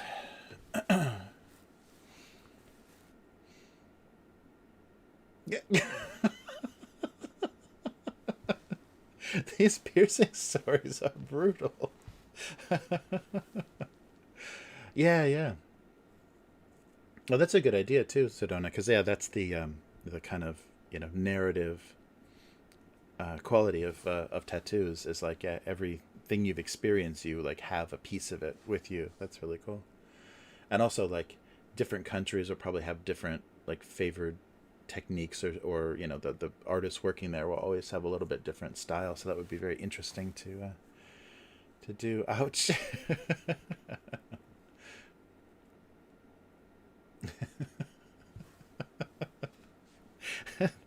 This is making me very very happy. I don't have things that can get stuck to my brother and friends. Ouch.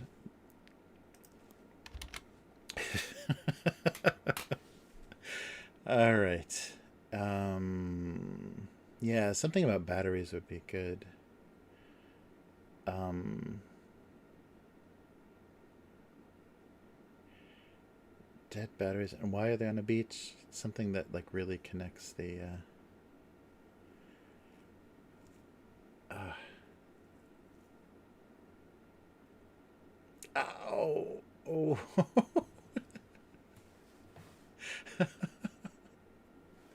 Oh man. Uh yeah, that is crazy. Yeah, I would always worry too that I couldn't keep something clean enough, and especially like face piercings and stuff, not getting them to heal right. That would really suck. Right. A Game Boy in the sand. Um. Oh, it was something about a very yeah. The vacation. Uh, such a long vacation that he was no longer, that it had become a retirement, that he was no longer a Game Boy. He was a game retiree. Um.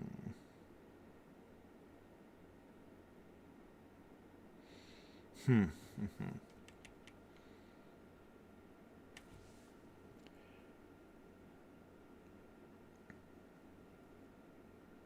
Yeah, yeah. Yeah, that's right. Because some people have sensitivity to different metals and stuff, so you can't. Yeah, it makes it much harder.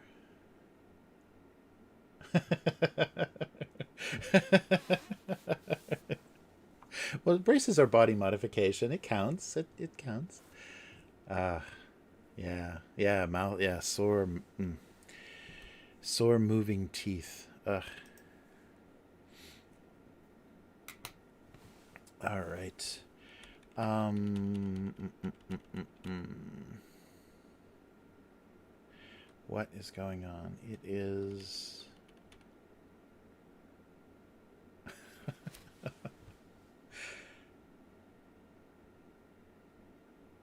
Yeah, I can't. I can't get a good message in a bottle idea. Hmm. Batteries is good.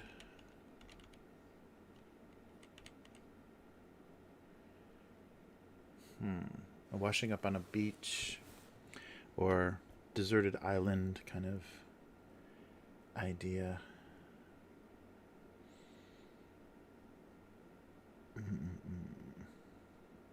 Hmm.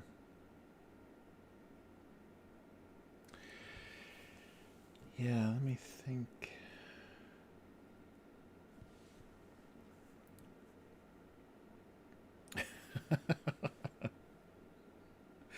So you're waiting for him. There, he wanted to prove some Game Boy thing or something. Oh, Sandbox. Oh, that's pretty good. Yeah, yeah, yeah. Sandbox games. Uh,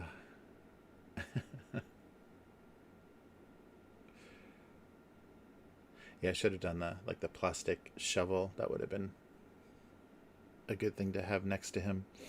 I was trying to figure out how to play a sandbox game. Oh, that would be pretty cute. I'd have to make things smaller, I think, though. All right, but a shell on the beach. So proving his dead batteries didn't wasn't allowed him to prove he was a Game Boy, or say something about made it un made him unable to oh, sorry, play anything.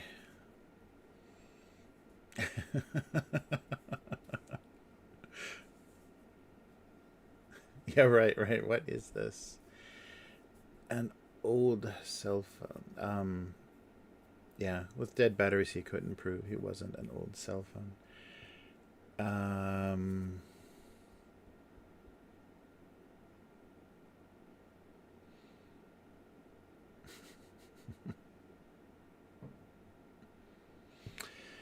okay, let's see.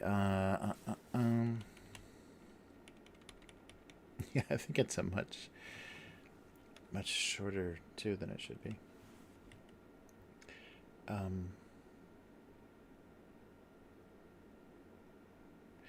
Yeah, so retirement, I don't think. Yeah, battery life.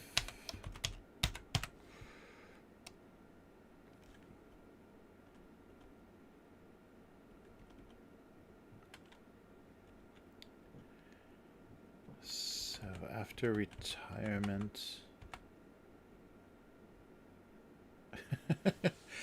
his old batteries. Old batteries made it impossible. Or dead batteries. So more death, right? Physical death. Physically dead batteries.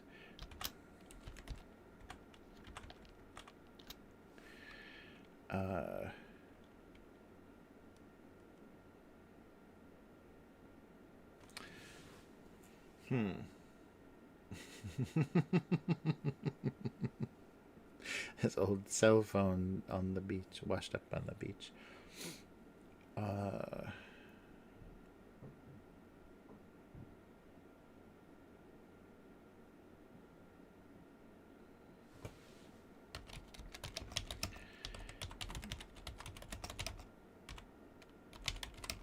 His claim of being a... yeah, this is long and not funny.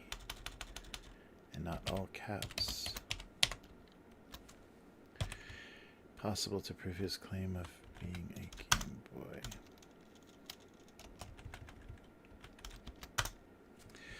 Dead batteries made it impossible to prove his claim of being...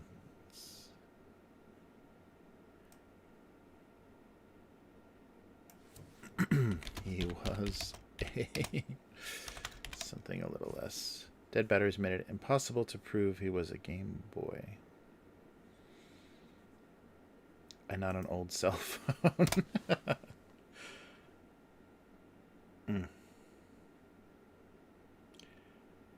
I don't know.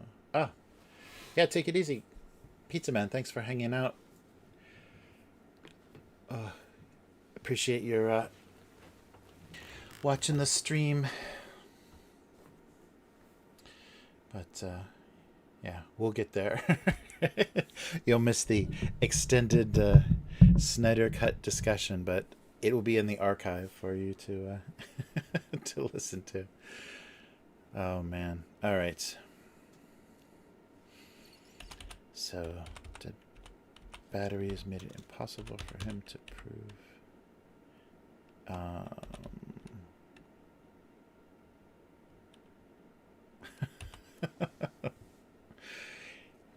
He never felt old. A Game Boy. Oh, maybe just hard to feel his age. Yeah, it's not gonna. The context of the beach is not gonna make any sense. But something about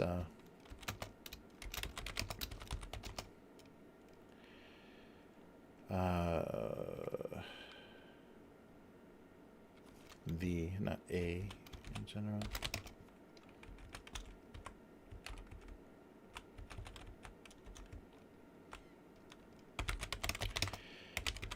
Called to feel his age. The Game Boy found it difficult to feel his age, but why is he on the beach? Oh, maybe even in retirement. So it gives a little more context to why he would be in the sand. I think I should still break it. Oops.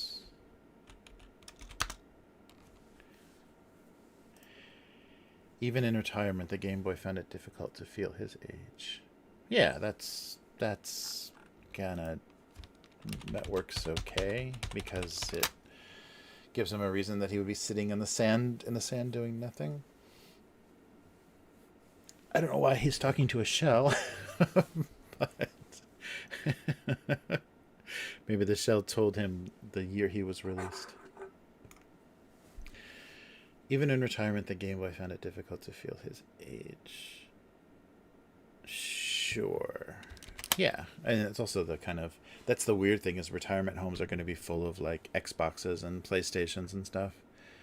Now there won't be a bunch of people like sitting catatonic, staring at Fox News. It's going to be people like, and that'll be an interesting thing too. I wonder if the industry is going to follow aging gamers into more accessibility, like as people get arthritis or they are starting to lose physical like they can't respond, they're like quick twitch kind of motor skills and things are diminished. So I wonder if there's going to be like this whole level of games that are going to kind of be slowed down and easier, so you could just like interact with something that feels like you're playing a game. Yeah, because that would be probably more mentally stimulating than passively watching television. Yeah, I wonder if that's going to be, we're going to have retirement homes full of game consoles.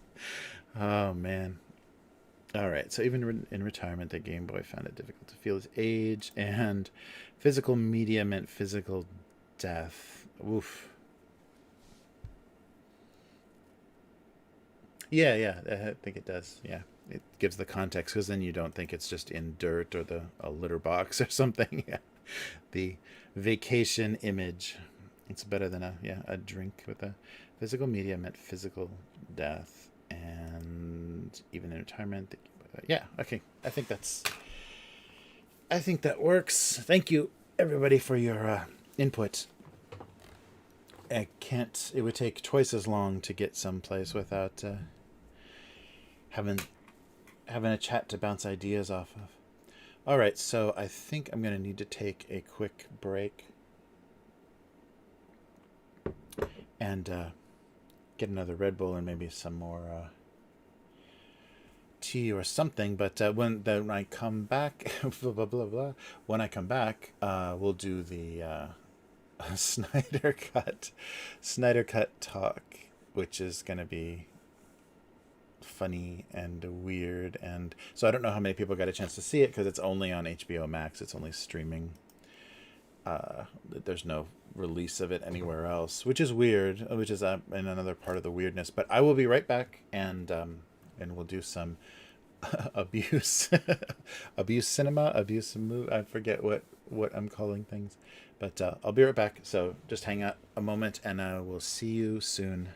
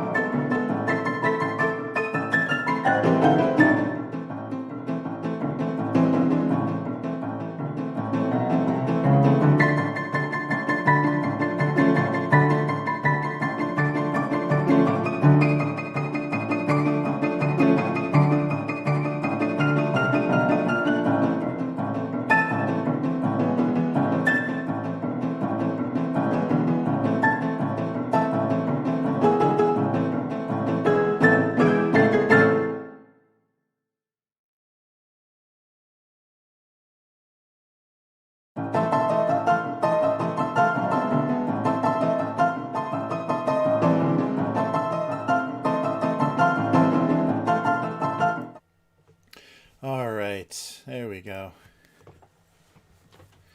Yeah, thanks for thanks for hanging out there. Okay, so we're all set. So I actually have water now. Oh, I have transparent water.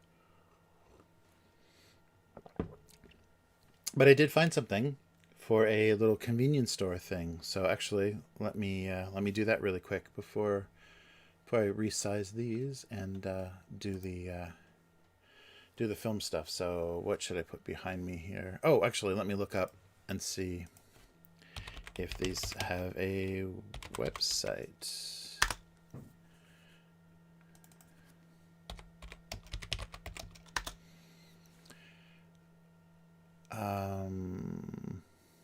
Yes. Oh, this is just the Japanese version. Yeah, so this is not a Japanese company. Yeah, so these are getting pushed really hard. Maybe you guys know of them. Oh, interesting. Okay. Yeah, so these just are getting pushed really hard in Japan. So let me switch over to this part. Oh, there we go. Okay, so the thing that I have is a Japanese version, so you can see the katakana. Maybe you can. You can see the Japanese packaging. So this is just maybe the domestic version. Oh, and if I sign up now, I get 10% off. This is the maybe Japanese version of something that has probably existed. So where are these people? Yeah, so somebody partnered with these guys in Japan. Who is the founder of Be Kind? It's Daniel Labetsky. Okay, anyhow. So this is obviously a foreign company. So one of the shops that my wife goes to keeps giving her these things. They keep giving her like a free sample of these things in her shopping every time. So I have a Japanese version of a Be Kind bar. So this is not a Japanese snack. They are, though, available at Japanese convenience stores. So that's funny. Let me just double check that these are not... There's no part of this made in China. I had to give up on Snickers bars and kind of the M&Ms and Snickers and a lot of that company, Mars or whoever makes those now, because they source so much of their stuff from China. I don't want to eat Chinese peanuts or mysterious Chinese ingredients. So yeah, the Japanese versions have a lot of Chinese stuff in them. So I gave it up. All right, so she keeps getting these, and this is the localized Japanese version of them. And this is a dark chocolate, almond, and sea salt. Yeah, so, oh, this thing. Yeah, this is one of their nut bars. Yeah, so it's not Japanese, but this is available now in Japan if you've ever seen these before. Yeah, very funny. So they're giving these away to try to get people to try them. So we will take them up on that and actually try this and see what it tastes like. It looks just like a candy bar. Here, once I get the wrapper off of it. Yeah, almonds, dark chocolate, and sea salt. Oh, that's exactly what's in here too. Wow, look at that. Yeah, so it's almonds. It's got a little swizzle of chocolate across it, and then something kind of holding it together. That's probably where all the protein is. Those little rice cookies or whatever. And then look at that. Half of it is chocolate. I guess you can put vitamins and protein and stuff in chocolate as well. So yeah, I don't see anything. I don't know where the sea salt maybe is just a coating. So let's give this a shot.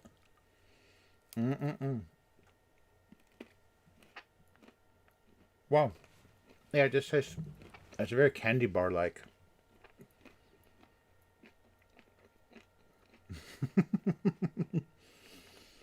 If it had more chocolate, if it was totally chocolate coated, you would think it was just a candy bar. Well, there's the salt. Yeah, there's definitely salt in there. You don't taste it quite until the end, though. Wow. Yeah, it's interesting. It's not a bad flavor. Yeah, so chocolate, dark chocolate, almond, and sea salt. Wow, these are not cheap either. How many bars are in a box? 15.50. 5 grams of sugar.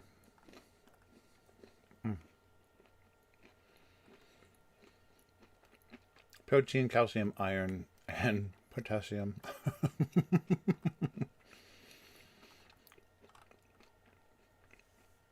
Yeah, I wonder how many are in a box, because that's pretty expensive. It doesn't say. Well, yeah, it's okay. It's not bad. It does taste pretty natural. Like, it doesn't taste the chocolate tastes very pure and not very waxy. Mm. Yeah, it's okay. I don't know if I'd go out of my way to buy those as like a meal replacement or whatever they're kind of doing them for. But energy bars and things are popular here. They have Soy Joy is a popular brand.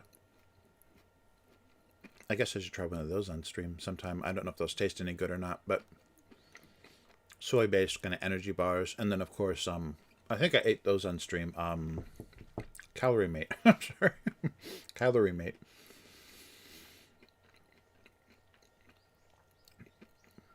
One of the oldest and most popular kind of meal replacement, kind of eat at your desk worker bars is Calorie Mate. And those have been around for a while. Those are really dry, though, like really dry cookies. They're not very sweet, but they're kind of packed with carbs and things to replace a meal. Sorry. But yeah, okay, not bad. It tastes pretty natural. There's soy in there, I guess. Yeah, and yeah, nothing terrible, but I don't know if that'd be very satisfying though. It's pretty small. I don't know if you would actually feel like you ate something if you only had that.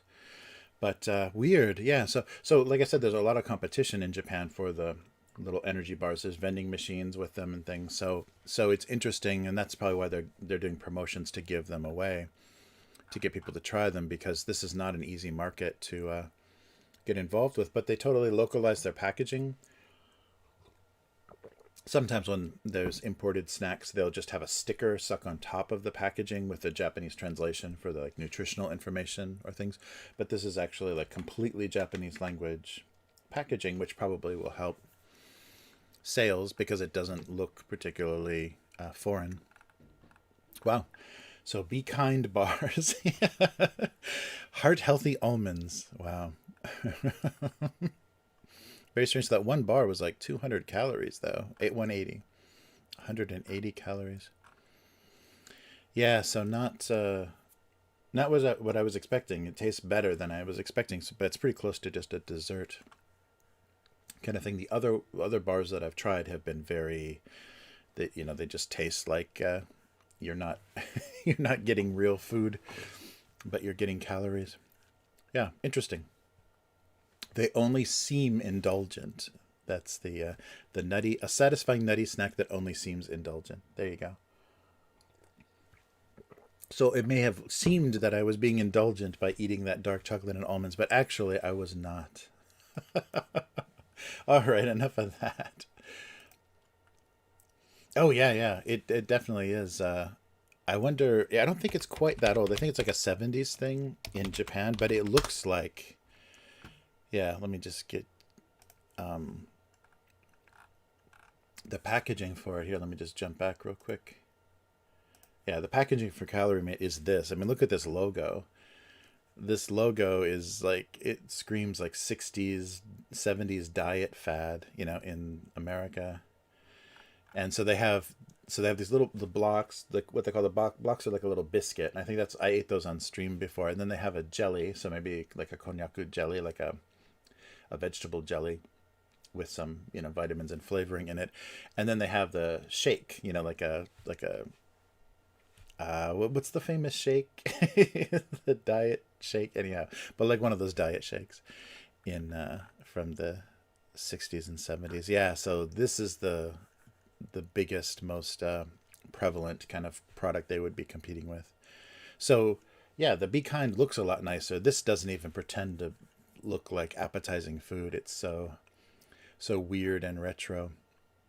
And their flavors are odd too. The block flavors: maple, plain, chocolate, which doesn't taste like chocolate, fruit, and cheese. Yes. They don't even pretend. But anyhow, that is, yeah, calorie mate is the big thing they'd be competing with. So let me just make some JPEGs while we're on stream here. I guess I could have done this while. So even in retirement, the Game Boy found it difficult to feel his age. All right, resize these for online consumption. Yeah, so the it's an interesting thing, an interesting market to try to get into here, because with people rushing and, like, you know, wanting to just skip meals because they do better at work if they never leave their desk, or the perception is that they're doing better at their job. That's a lot of there's a lot of that. So physical media meant physical death. That's a pretty dark one, but it's the low will commemorative cartoon of amazing generosity. Oh man. All right, so let's this one as well. Yeah, it looks kind of dark. Nice. All right. Okay, there we go. So I'll put those online before it gets too late, or I forget, like I've done before. And we will move on to talking about a 4-hour film that has no reason to exist. It's very strange. I think it's just kind of the right timing is the only reason that we've got a that we've got a Snyder cut. All right, wait. Move stuff over. Yeah, so very, very odd.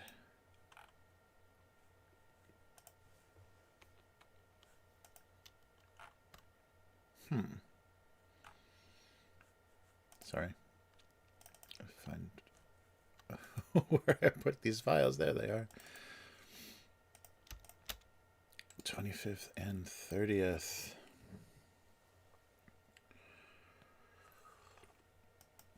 Okay, that does it.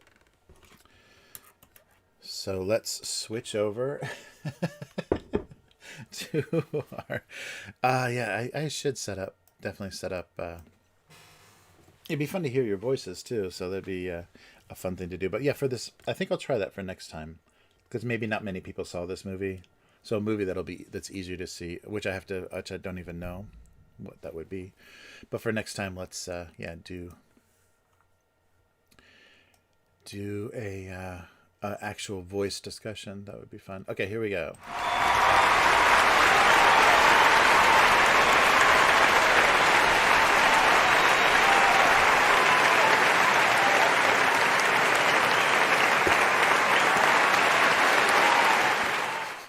Okay. I think that applause goes on a little too long. I should edit that down a little bit, but I wanted something that was an actual transition. All right. So I was able to, with all kinds of crafty technology, VPN my way into seeing the Snyder cut. So this is it's a really odd thing. So it's not like completely unprecedented. Like someone starting a film and another director finishing it, and then the original director going back and having his say at what the film should have been, and that even includes Superman. So this has already happened to a Superman film. So in the late 70s, Richard Donner directed the Superman movie, the Superman the Motion Picture, whatever they called it. It was the first Superman movie was done, and he did the first and the sequel at the same time. So he filmed Superman 1 and then what was going to be Superman 2, kind of the fight with Zod and the other Kryptonians that were shown at the beginning of the Superman movie. That was filmed at the same time. And he was taken off of the film, so his version of Superman 2 never was completed. They brought in Richard Lester. I think he was a British director who kind of like shot some kind of comedy scenes and things and made things a little bit funnier and more physically slapstick. So I think that's why we associate the old Superman movies with being funnier, is because of that other director that was brought in and kind of camped it up a little bit instead of making it such a serious situation that, you know, Superman was against people as powerful as he was. But anyhow, when they did the much later sequel to that movie, Superman Returns, which was done in like 2006, I think. And that was at that time, because they were doing Superman Returns with a different actor, of course, because Christopher Reeves, I think, was already passed away. Sorry. They went to do a digital restoration of the first two Superman movies, and one of the editors, I think, that was working on Superman Returns, found some old footage among what they had for the first two Superman movies of Marlon Brando. They ended up using in Superman Returns. So he talks to his father, and his father was portrayed, you know, as a posthumous Marlon Brando from old extra footage that they had. And that gave the editor the idea of, well, why don't we take a look at what else we have? And they consulted. I don't think it was like exactly like the Snyder cut where Richard Donner, like, you know, was in the editing room, you know, deciding what this film was going to be. But basically they took as much of the Richard Lester stuff out that they could and put in what Richard Donner had intended. So a lot of jokes and things came out. So the Donner cut of Superman 2 was released, I think, not theatrically. I don't think it's ever released theatrically, but to DVD and as part of the Superman like digital restoration box set and everything that was released around the time of Superman Returns. And if you remember, that's Kevin Spacey is Lex Luthor, and I can't remember that actor's name of Superman. Brandon Routh. Brandon Routh is Superman, and Kevin Spacey is Lex Luthor, and it's just a very mediocre, okay movie, but kind of with the same tone. They tried to have the same spirit as the original 70s Superman. So this has happened before, but maybe not quite like this. So the Snyder cut. So this may get some like limited theatrical release, but it's his version, or what he intended the Justice League movie to be. So if you remember, so DC and Marvel are kind of the, you know, the competing superhero comic book brands in the US. And of course there's, you know, Image and Dark Horse, and there's other smaller, but the kind of Coke and Pepsi of American superhero comic books is Marvel and DC. And because of Marvel being purchased by Disney, they came up with this plan to kind of execute this expanded universe, like this extended universe where they were making films and they were all leading up to events, like major events. So they'd introduce heroes in kind of solo trilogies, and those would add to this, you know, assembling the Avengers and then confronting each other in the Civil War, and then, you know, facing Thanos. So they did this in the kind of Infinity War storyline. So Marvel had done that, and they'd already started you know, they had an early start in I think the early 2000s with the Iron Man. Like they had success with that first Robert Downey Jr. Iron Man, and were already had this extensive plan to just continue all of these films. And they basically made 18 films, I think, before they started with the Infinity War thing. So it was a lot of supporting material to get to there. And I think they even did like 6 films or something before they even had the first Avengers movie, 6 or 8 films. And so DC has a similar like large universe, and they can do an extended universe. And they did, so their first attempt at starting to put that together was very random. And they had already been doing, like, there was a Green Lantern movie and other things that were kind of supposed to be in their universe, but didn't make any sense, and they never got sequels.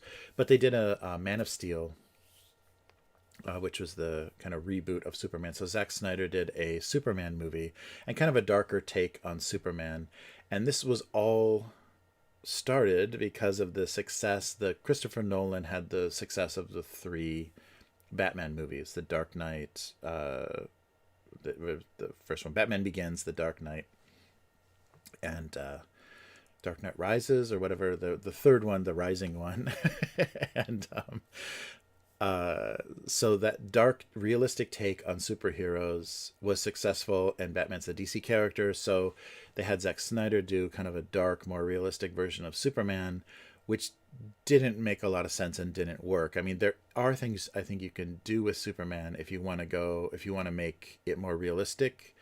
And I think it would be a very ugly film and very opposite to what people would expect, because, and they've already done this. There was like an indie film that took the idea, the Superman story. I forget what it's called. It's got like a one-word title, like Dark Wood or something, like almost like the name of a town or something.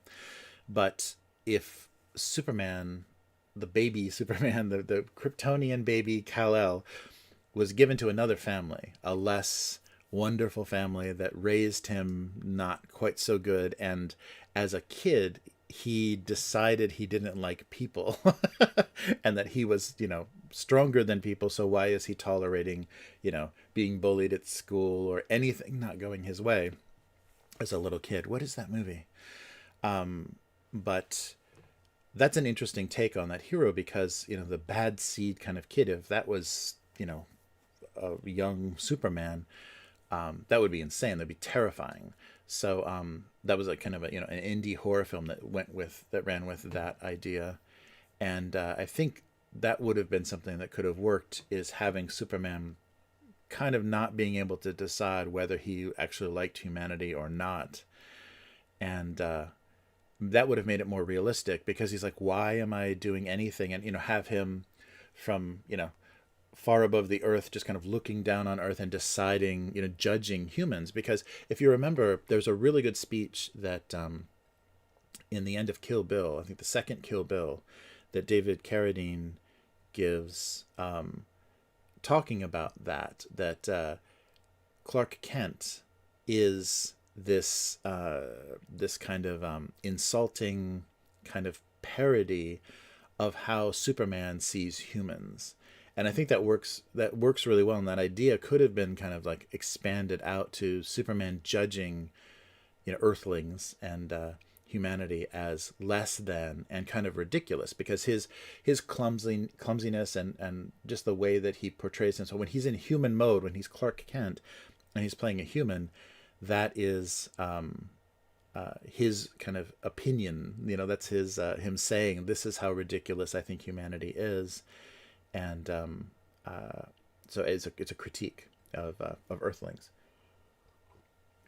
And so some part of that could have been what made Man of Steel like more realistic and work, but instead the realism just came with what Superman punching someone through a building would look like. So the realism just came with kind of the destruction and the scale of what would happen if somebody that powerful did certain things. So there was so much destruction and cities collapsing and things without any regard, because the early Supermans were always like rescuing cats from trees and stopping bank robbers, and the things that he did were a smaller scale, and they gave you a much more human scale. So once he became this titan that was just throwing people through buildings and knocking buildings down and causing craters in the earth with his impacts, it's of course more realistic, but it kind of screws up the scale, and also screws up the morality of that hero. He's not very heroic if there's so much collateral damage that what he's doing is more of a menace than even the people that are attacking the earth. But so then there's a Man of Steel. So that was after those three Batman movies. This is the beginning of DC trying to do their DC cinematic universe, and then they followed that very quickly with Batman versus Superman and kind of hinged it on that, maybe the reaction that the audiences had, but maybe the director wasn't really thinking about when they made that first Superman movie, that it was outrageous how much damage was caused by Superman fighting Zod. And so they put that on Bruce Wayne as and Batman, the Batman character. So now he sees Superman as a threat that needs to be stopped. And so Superman versus Batman, and that introduced Wonder Woman and also Lex Luthor. But that was, yeah, really, really odd. Had a really, really odd tone. And the heroes, we just were introduced to Superman, and now someone's trying to kill him. And it's very, very strange. And if you saw Batman versus Superman, that ends with the death of Superman. So the thing that Luthor creates from like the DNA from some, something he was given or took from Darkseid or whatever that was supposed to be, that monster that they fought, kills, or I guess from the comics it's supposed to be a specific thing, but it kills Superman. So the death of Superman happens in his second film, which is very odd already.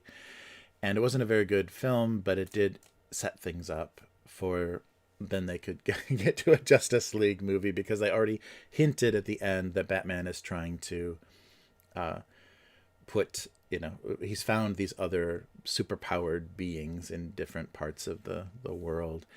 And so it's very odd. So the story is confusing, because Batman thinks Superman needs to be controlled, and he, like, at some point had weakened him with kryptonite and was about to murder him. Doesn't, because both of their mothers are named Martha. And but then Superman is ultimately killed by this, this monster alien thing that they have to all face together. So the death of Superman does happen, not by the hands of Batman, or kind of like collaterally by the, Batman weakening him. And that death of Superman triggers the invasion of Earth, basically, because now the protector of Earth is gone. So Superman has not been around that long, whatever, 20, 30 years. And suddenly now now all of these forces working against the Earth know that the Earth is unprotected, which is really weird, because that's what Batman was trying to do anyhow. So he was going to cause that problem anyhow. So very strange. So Justice League then is like the equivalent of the Avengers movie. It's finally, they've told some stories of these people. And I think before Justice League, we had Wonder Woman. So we did have the Wonder Woman story, her solo movie. We didn't have Aquaman yet, but he eventually got his own movie. So we did see Wonder Woman after Batman versus Superman. And so we knew who Wonder Woman was, got some of her background, not just her appearance in Batman versus Superman.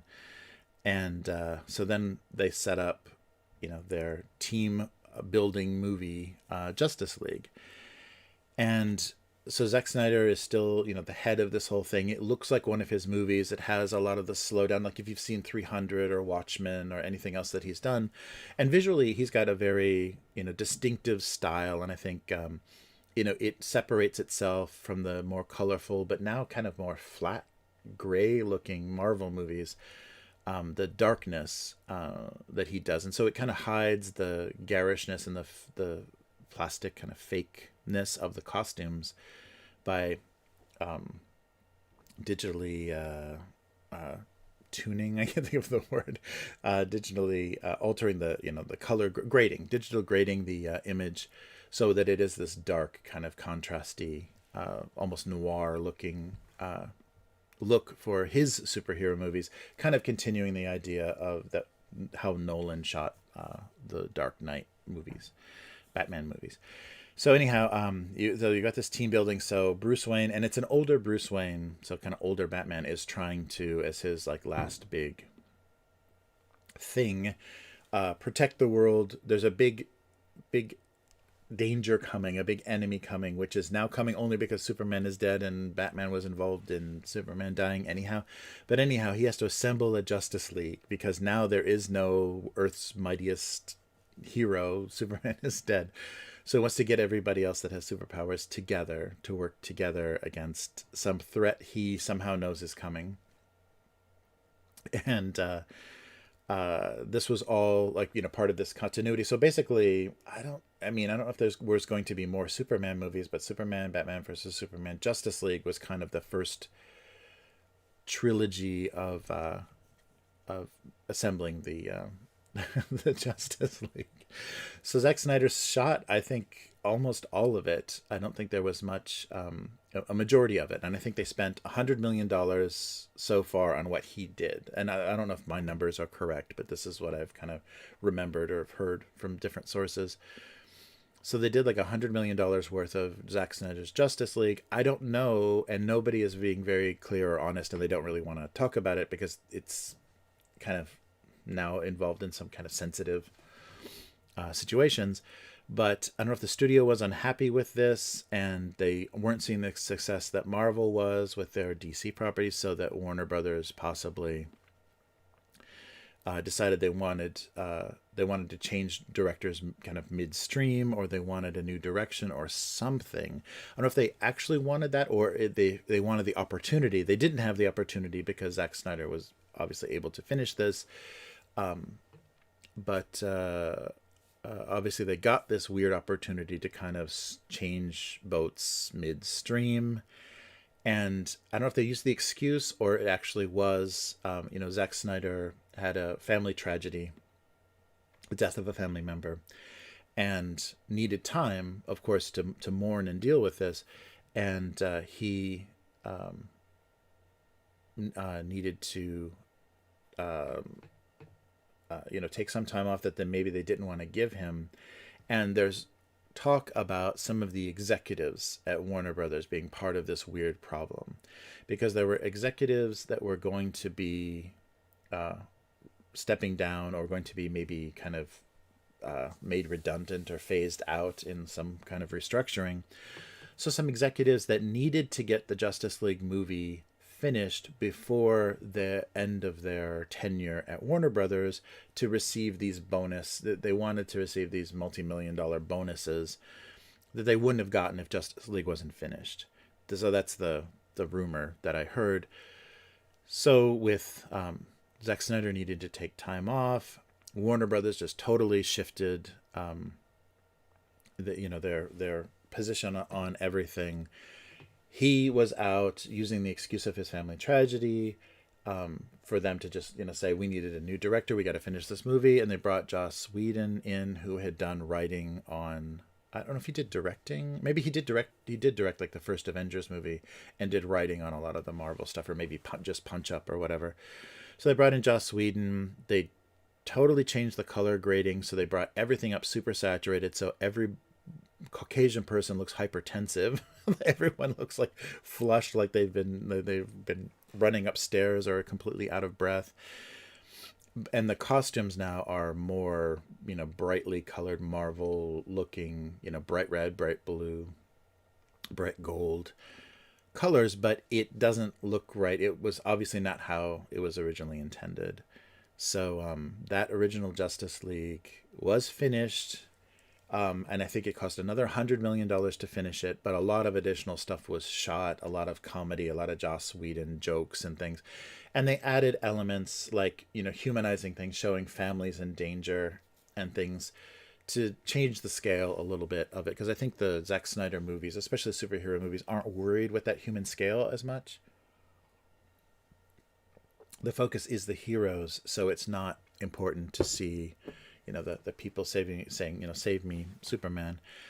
But that's sorts of things were added in there. The color was all brought up nice and bright. They changed and kind of had to fast track a lot of the CG. So Cyborg looks strange, almost unfinished in some of the like metal rendering scenes. And the hero, or the villain, the main villain, Steppenwolf, looked very quick and cheap in his design and rendering as well. So they had to just kind of shortcut things. And I don't think it did very well. Got very mixed reviews. But, DC fans wanted to see a Justice League movie. So, that ended up being the Justice League movie. And they also had a requirement to keep it like under 2 hours. So it's barely understandable. Like the story barely makes any sense, but they do like hit all of the points that were supposed to happen, everything that was supposed to happen during that original in that original script does happen, and just with some weird additions for flavoring and kind of lightening the tone and making the heroes kind of have more, quips and things back and forth between them. So that came out. I did see that in the theater, and it was okay. It wasn't. I mean, it definitely, the way that they finished that movie definitely said, Warner Brothers was definitely saying, okay, DC is not Marvel. We are the second tier. We're not able to do what they're able to do with a Marvel film. If this was their Avengers, it wasn't anywhere near as successful or as charming. It didn't work as well as Avengers did, even with the same director, on board. So that was released, and immediately after, people were unhappy with it. It didn't fit tonally and visually. It didn't fit with what Zack Snyder had already done. So you saw that hashtag release the Snyder cut, right? So that started on the internet, that the Snyder cut needs to be... you need to go back and salvage everything that Zack Snyder shot, and then let him finish his movie. Hashtag release the Snyder cut. And so, just like everything else, they got accused of being, entitled fans, or, whatever, toxic fandom or whatever. They're not happy with, what they get, and they want something else. And so that went on for a while. I gotta double check the actual dates there, because I forget the original. What is that? The original. I'm totally blanking on the date. It's for the original Justice League. Oh, that's funny. But it didn't. Yeah. Oh, I totally. So I think it was like 2017, maybe. That seems, yeah, 2017. So the original Justice League came out in 2017, and right away that, we want to see Zack Snyder's version. People weren't particularly happy. I don't know, like, how its Rotten Tomatoes scores did, but so that was kind of floating around. And then this like weird coalescence of different circumstances meant that there was a new streaming service that was looking for new content. So HBO had already tried streaming, already done, like, they had HBO Go, and a very confusing thing where you had to have a cable subscription and then you could have a streaming service or whatever. But they're HBO Now. Is that HBO? Yeah, I think I'm getting that right. So HBO Max. Sorry, not Now. HBO Go, Now, and now Max, right? So HBO Max, their premium streaming platform that they will produce original content for. And I think it's AT&T that bought HBO. So they've got money, and they're trying to now compete with Netflix and Disney Plus, produce original things, or at least fund original projects for that streaming. And so many studios, this is what the problem with some frustrations with some directors. So the director of Dune and a few other movies, they're threatening to just do, during the lockdown and pandemic, they passed the release dates and had to keep pushing them back, original release dates, and were threatening to put them right on HBO Max simultaneously with any theatrical release. Directors are really unhappy about that. Theater owners are insanely unhappy about that, but that's still a threat, and that's still going on. And Disney seems to be going ahead full steam with that idea of doing Disney Plus and theatrical at the same time, with some extra charge to watch it early.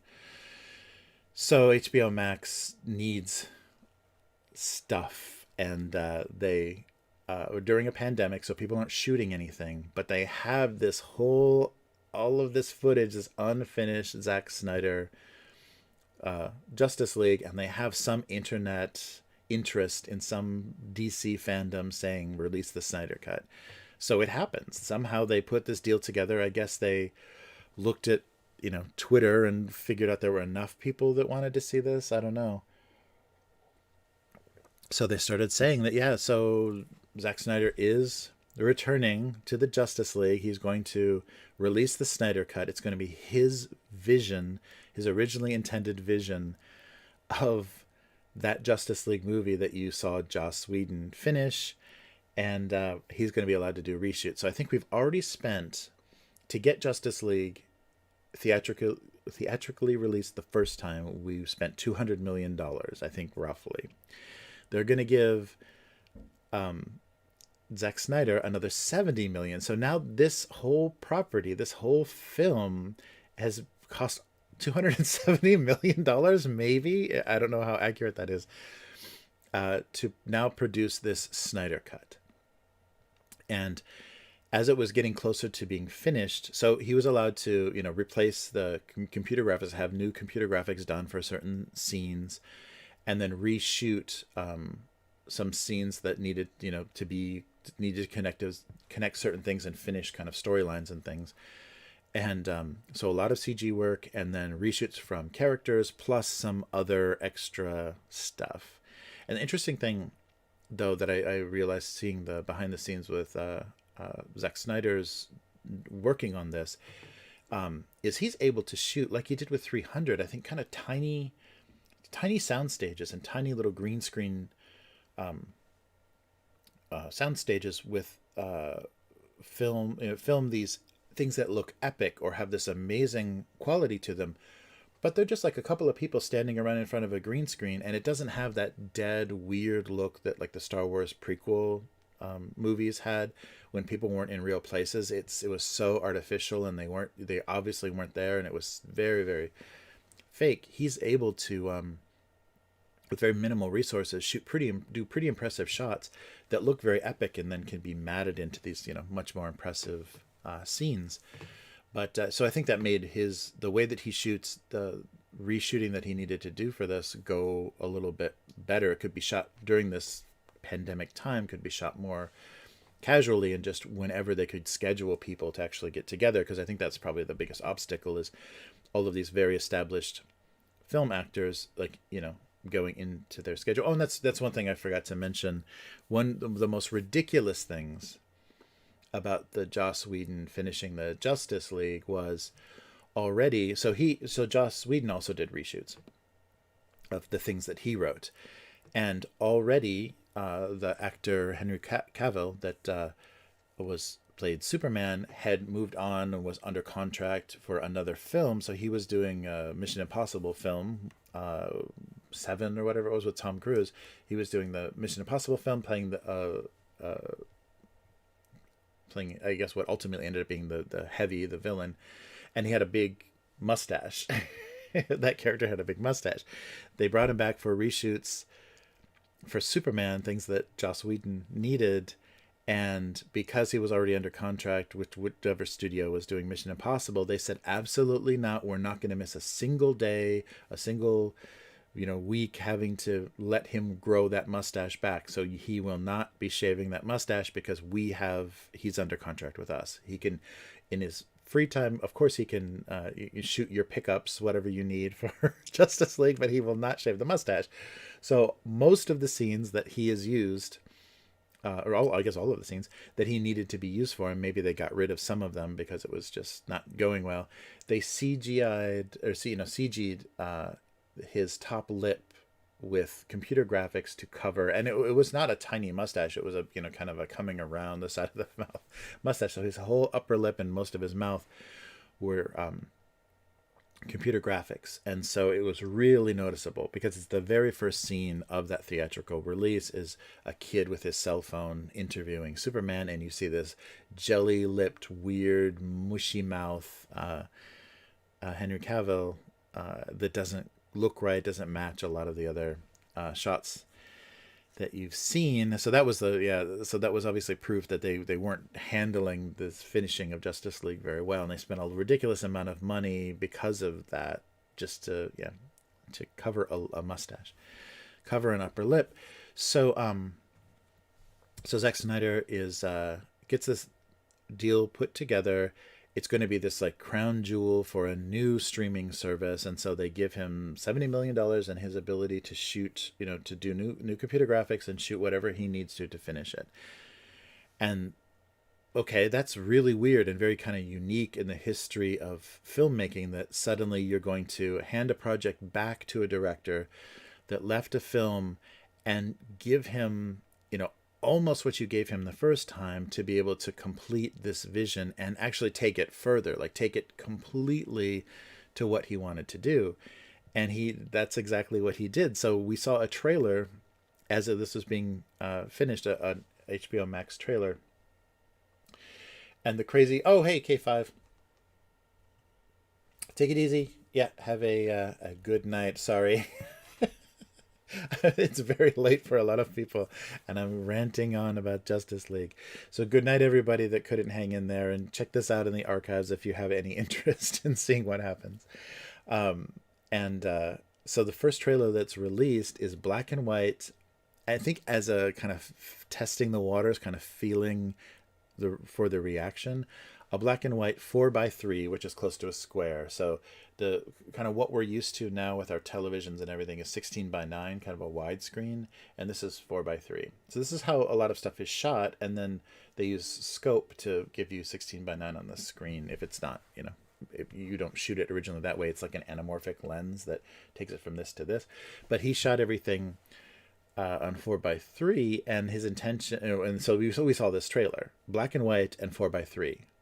And like, okay, so, oh, okay, that's interesting. Maybe it's just like a little, he's playing around a little bit, being a little creative, like this is going to be epic and it's classic superheroes and it's black and white. Like, okay.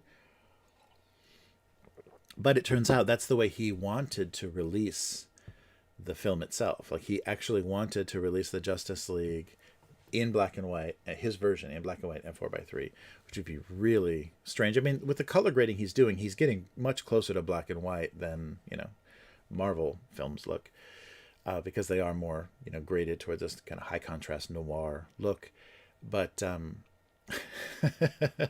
so we see that, and his original intention is to shoot it in black and white. So I think they he had to give up on that, or there was some like discussion or whatever. He said he didn't get many notes from HBO about this, so he was kind of able to do what he wanted. But maybe the response that they saw to that trailer led him to believe black and white might not be the way. And because it is digital, he could probably release a black and white version on, at another time or whatever, if there's desire for it or whatever, if that completes the vision. And but the black and white left, but the 4:3 remained. And the other thing that they had talked about before the release was it was going to be released in 4 parts. It's going to be a 4-hour film released in 1 hour, 4 1-hour segments. And I don't know if that intended to be like weekly releases or something, so that they could take advantage of like internet buzz. That seems to be how like Disney Online or Disney Plus, and I think Amazon, a few of the streaming services are doing that. They're releasing a season, a short streaming season, like 8 or 10 episodes, but they're releasing them weekly and hoping that some, internet buzz about each, or just discussion, social media discussion about each of those episodes gets people to want to go get involved and, start from the first episode and catch up. And so they maybe see that as promotion for the series, or very good for the people being conscious of that, making them aware of the show. So who knows? So talk was that they were going to do that, but that seemed a little odd for a film. Unless he structured it for, to have hour arcs, that would be very unsatisfying. To watch an hour and then just cut, and then so maybe some of the action beats would have hit at hour to hourly marks, and it would have worked okay. But we didn't get that. We got a 4:3, 4-hour digital release. This is everything he wanted to do, plus stuff that I think was not even cleared with the studio because of some extra things that happened in the epilogue, which is very odd. So we get basically that same story of the Justice League that we saw in the theatrical cut, graded differently, vastly expanded every action scene, everything else just stretched out. But instead of that story taking place in a kind of confusing and very truncated 2 hours, we see it in a expanded 4 hours.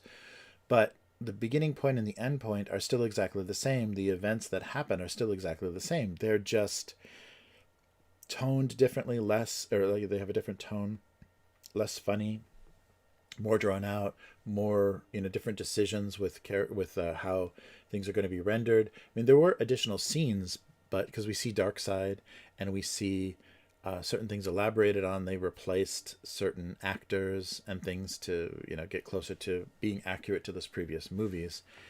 And so we get a 4 hour, strangely 4:3 movie. But when you actually look at the comparison between the theatrical and the Snyder cut, or the Zack Snyder's Justice League, the 4:3 and the widescreen, it actually looks like everything was shot 4:3, and which is the IMAX, the full frame IMAX aspect ratio.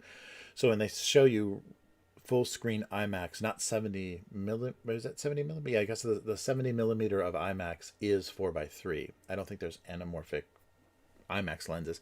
So when you're shooting IMAX, you shoot that, and because it's such a high resolution, because it's double of, or I guess, yeah, technically double, but almost 4 times the resolution of a 35 millimeter frame. You can crop it. You can kind of zoom in on that, and you're not losing any quality. So I think that even all the original Justice League stuff, or at least the Zack Snyder stuff, was shot that 4:3, because when you look at frame comparisons, it's a surprising number of heads kind of hitting the top of the frame in the theatrical version. Jeez. In the theatrical version of Justice League, I'm surprised, because I thought that would make it very uncomfortable. 4:3 would be kind of claustrophobic, and everything would be so in your face, and you can't compose it in kind of epic ways, like kind of sprawling epic ways. But it looks fine, and it does look like they just kind of cropped a square to be a rectangle for the theatrical release. So you do have a lot more sky, like above everyone's head. There's a lot more headroom in this 4:3 version, but a lot of the group shots and everything, nobody is like, too crowded on there. I mean, there are some some scenes where people are kind of weirdly on the edge, or it's a little bit oddly composed, but not too much, and not very, like, not crazy noticeable. So yeah, we get a 4 hour kind of re-editing and retakes, some reshot scenes. So all the humor is gone, and a lot of the weird tensions and some of the little pieces of storyline are gone, and every member of the Justice League is given much more background story and kind of explanation. So this movie serves much more as, without any other solo support films, to kind of set up who these characters are. Aquaman is refusing his rightful throne of Atlantis. The Flash is trying to get his dad out of prison, and so he's working hard to raise money, find jobs to help his father's defense. Wonder Woman is her connection to the Themyscira, her home island, and the Amazons is much more reinforced. They miss her, they want her back, and also the talk that she's the most powerful of them is reinforced. And so it's the exact same events. If you saw the first Justice League, it's all of the same story points are hit with a little bit of embellishment in between each one of them, which is odd. So what you're able to do in 4 hours of a movie, like if you look at The Irishman or some of these like really long for streaming projects that have been done, you can do epic stories of people's entire lifetimes and like have such a change of era and everything going on in 4 hours. And this movie doesn't do that at all. It happens in the same week or few days that the original Justice League happens in. It's very strange for it to be so drawn out, and it doesn't feel like it just doesn't feel completely worth it. I mean, I guess if that was the intention originally, then I don't know. It's a better film.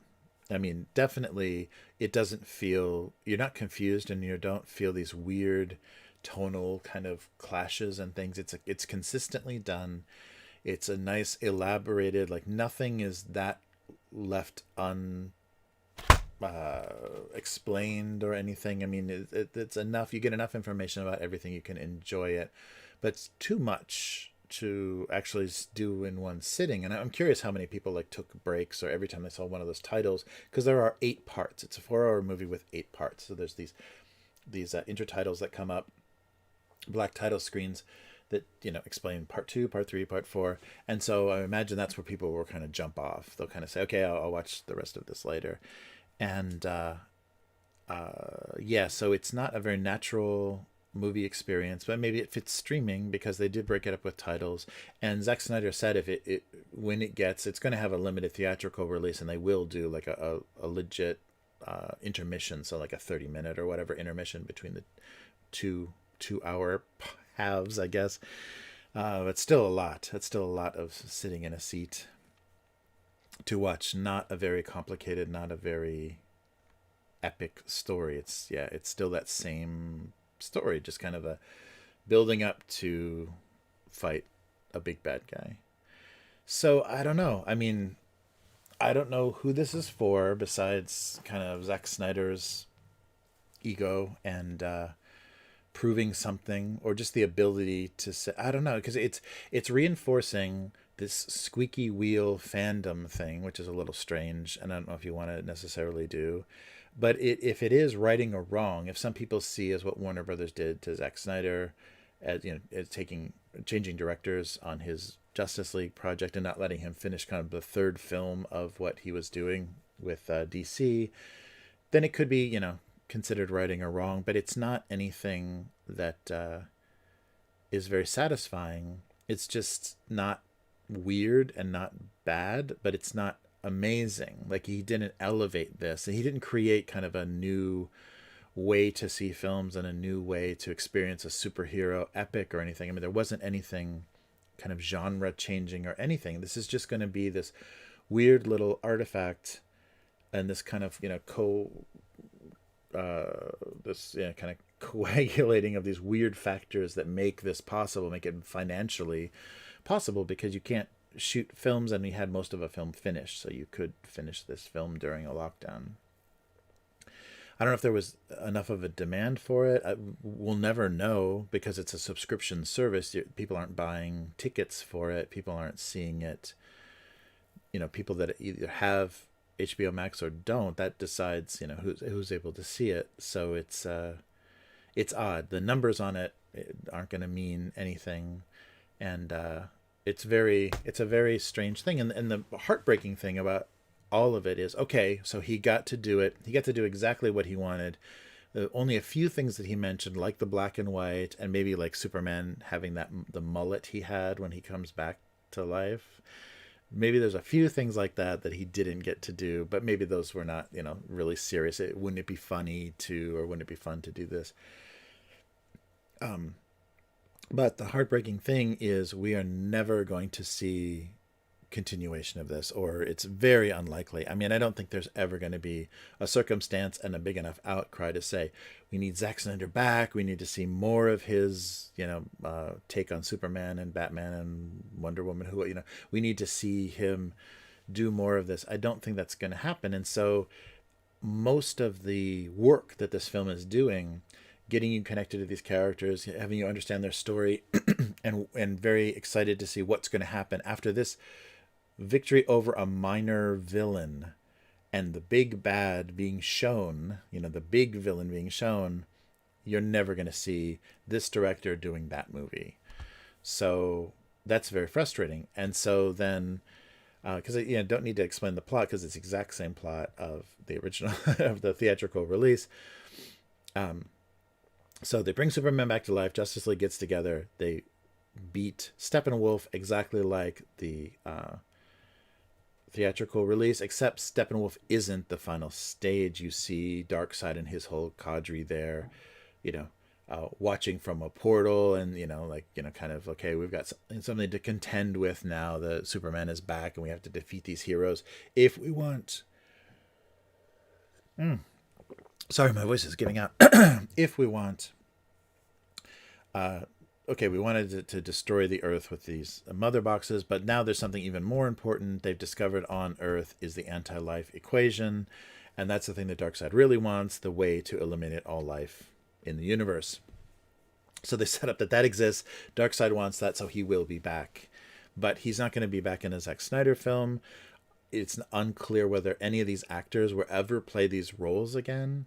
So it's really strange. It really feels like, why am I watching this? Okay, I'm happy that it got done the way that it was originally intended in 2017, and it's 4 years later, and okay, sure, that's great, and I'm seeing it only digitally. I mean, you could literally watch it on your phone. I think HBO Max is a phone app, so you could literally watch this epic 4-hour thing on your phone, and because it's 4:3, no matter which way you turned it, it would still look the same. So it's very strange. It's like this weird anomaly that seems to just be feeding an ego, and also feeding a noisy fan base that I don't know. I don't know if they're actually, if any of this is going to have been worth it. Like, are we going to say, well, Warner Brothers is one of the good guys now? Their management was really, really treated Zack Snyder badly. Oh no, I'm sorry, this isn't directly Warner Brothers. It's funded by HBO Max, so this is AT&T, HBO Max, whoever this is.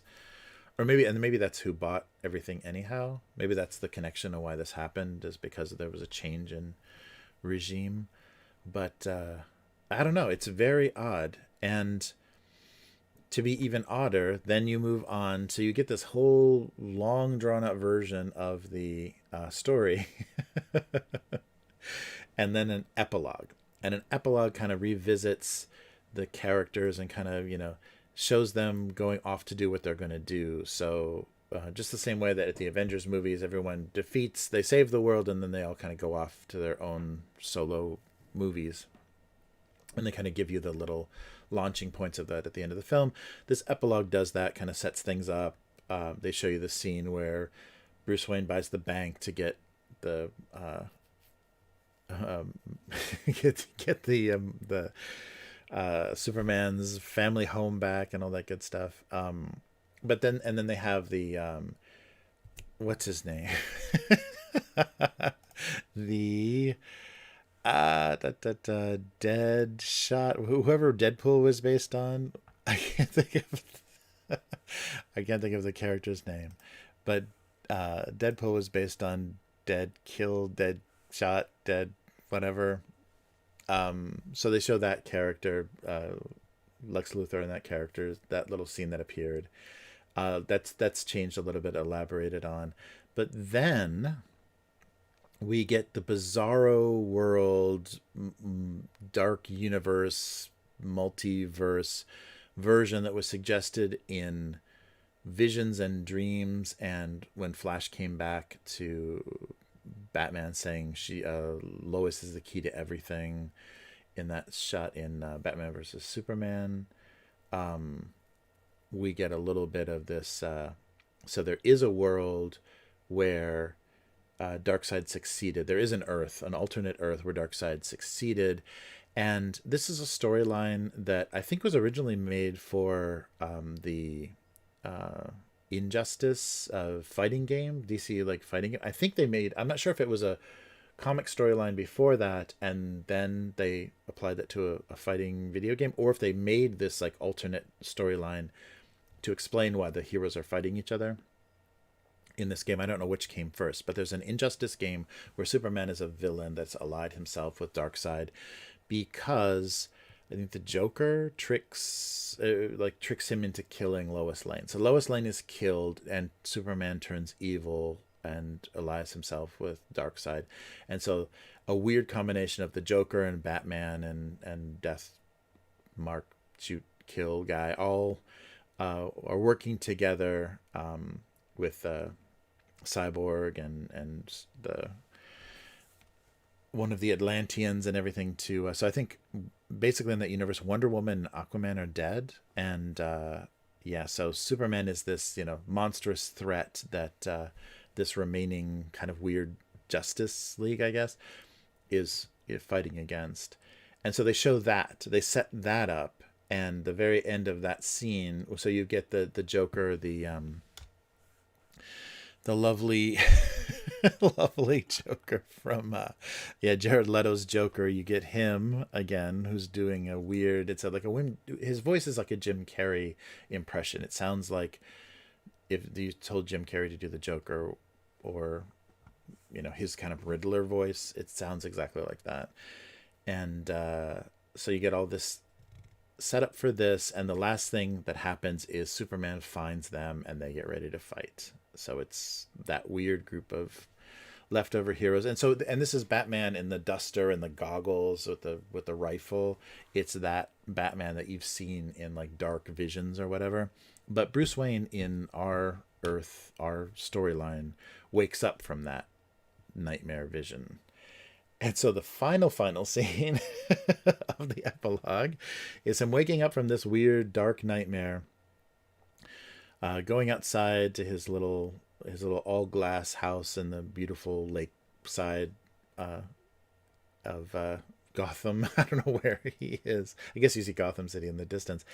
And Martian Manhunter is there, who we've already seen impersonating Martha Kent. Martian Manhunter is there and tells him this, the Darkseid's coming for the anti-life equation. We got to be ready for him. And okay, let's do that. The very, very last line of Zack Snyder's Justice League is, by the way, some people call me the Martian Manhunter. Be seeing ya, or whatever. Goodbye. And he flies away.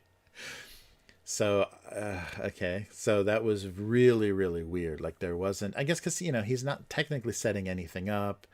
So you can throw these little things in there that you were going to set up and were going to have possible, and then just leave it for whoever. I mean, I guess they might be in talks, because if HBO Max is going to continue to fund this, and if American movie theaters are truly dead and there's not going to be movies released the same way again, they could continue this. But Zack Snyder's on to another project, Army of the Dead. He's working on another film already. So when he's doing the promotion for this, he's not answering any questions about, is there another Superman? Or is Henry Cavill still playing Superman? Is Ben Affleck still being Batman? Is anybody being anything? Ever going to see this again the way that you did it? And there's already talk about pre-production of alternative Superman movies and things. So that's it.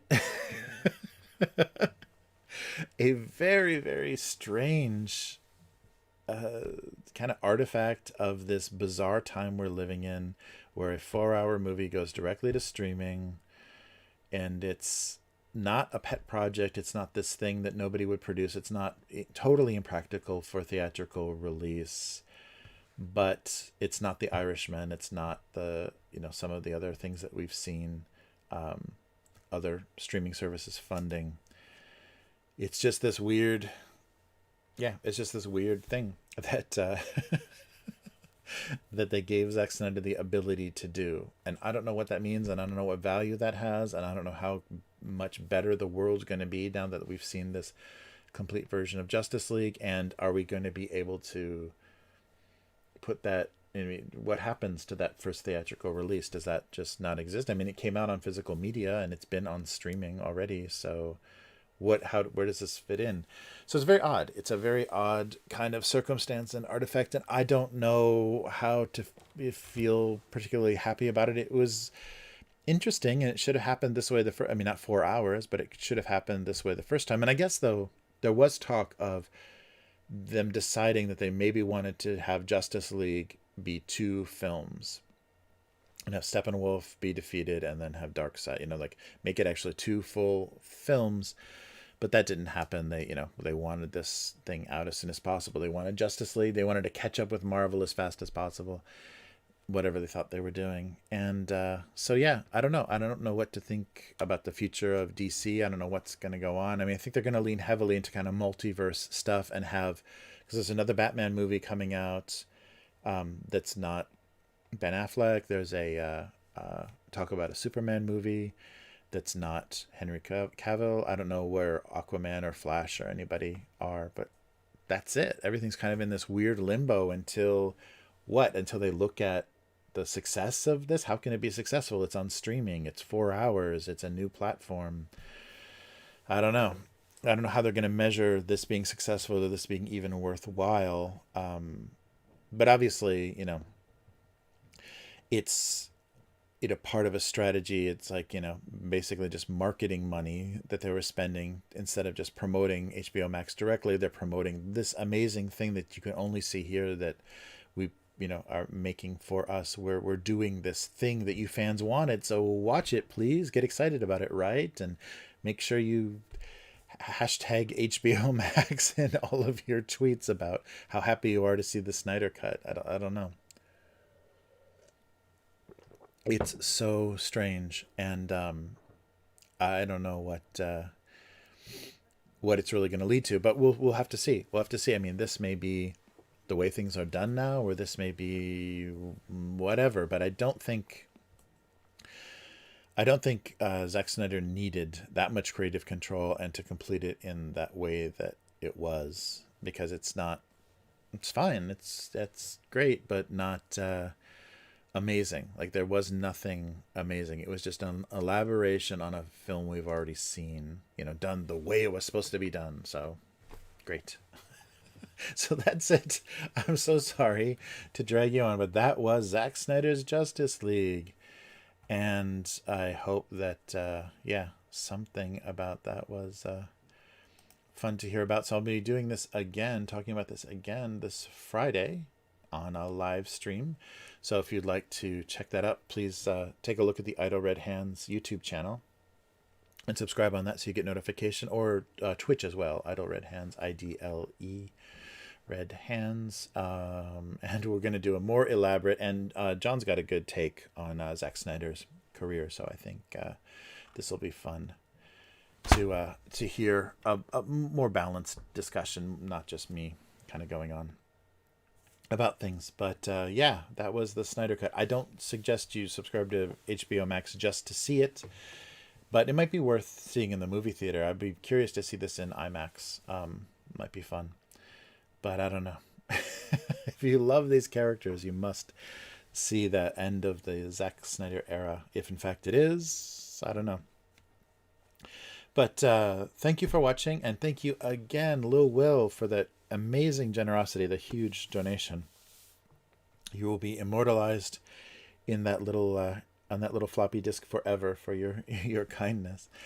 And I will be back again next week doing this. And I have no idea what film will be next week. I don't know. I'll post something, possibly. I have no idea. So think about what to do next week for a film, and maybe try to get an involvement. Maybe that will be the thing. I'll try to get Discord working, and we can discuss what would be a good next film. But anyhow, that was this week, and please visit abusecartoons.com for a look at everything that I'm doing. GoComics.com/domestic abuse for the archive of all the cartoons. Follow me on Twitter at abusecartoons, and there's a Facebook page, and Twitch as well. So please keep up with, and if you'd like to support this cartoon regularly, help keep it going and see it maybe more often, that's the dream, is please consider becoming a backer, patron at patreon.com/abusecartoons. So thanks again, and I will see everybody next week. I don't know what the movie is, though, so we'll talk about it, I guess. We'll talk about it next week. So everybody take care, be safe, and I'm sorry if I put everyone to sleep with that Justice League nonsense. So see you again next week. Goodbye.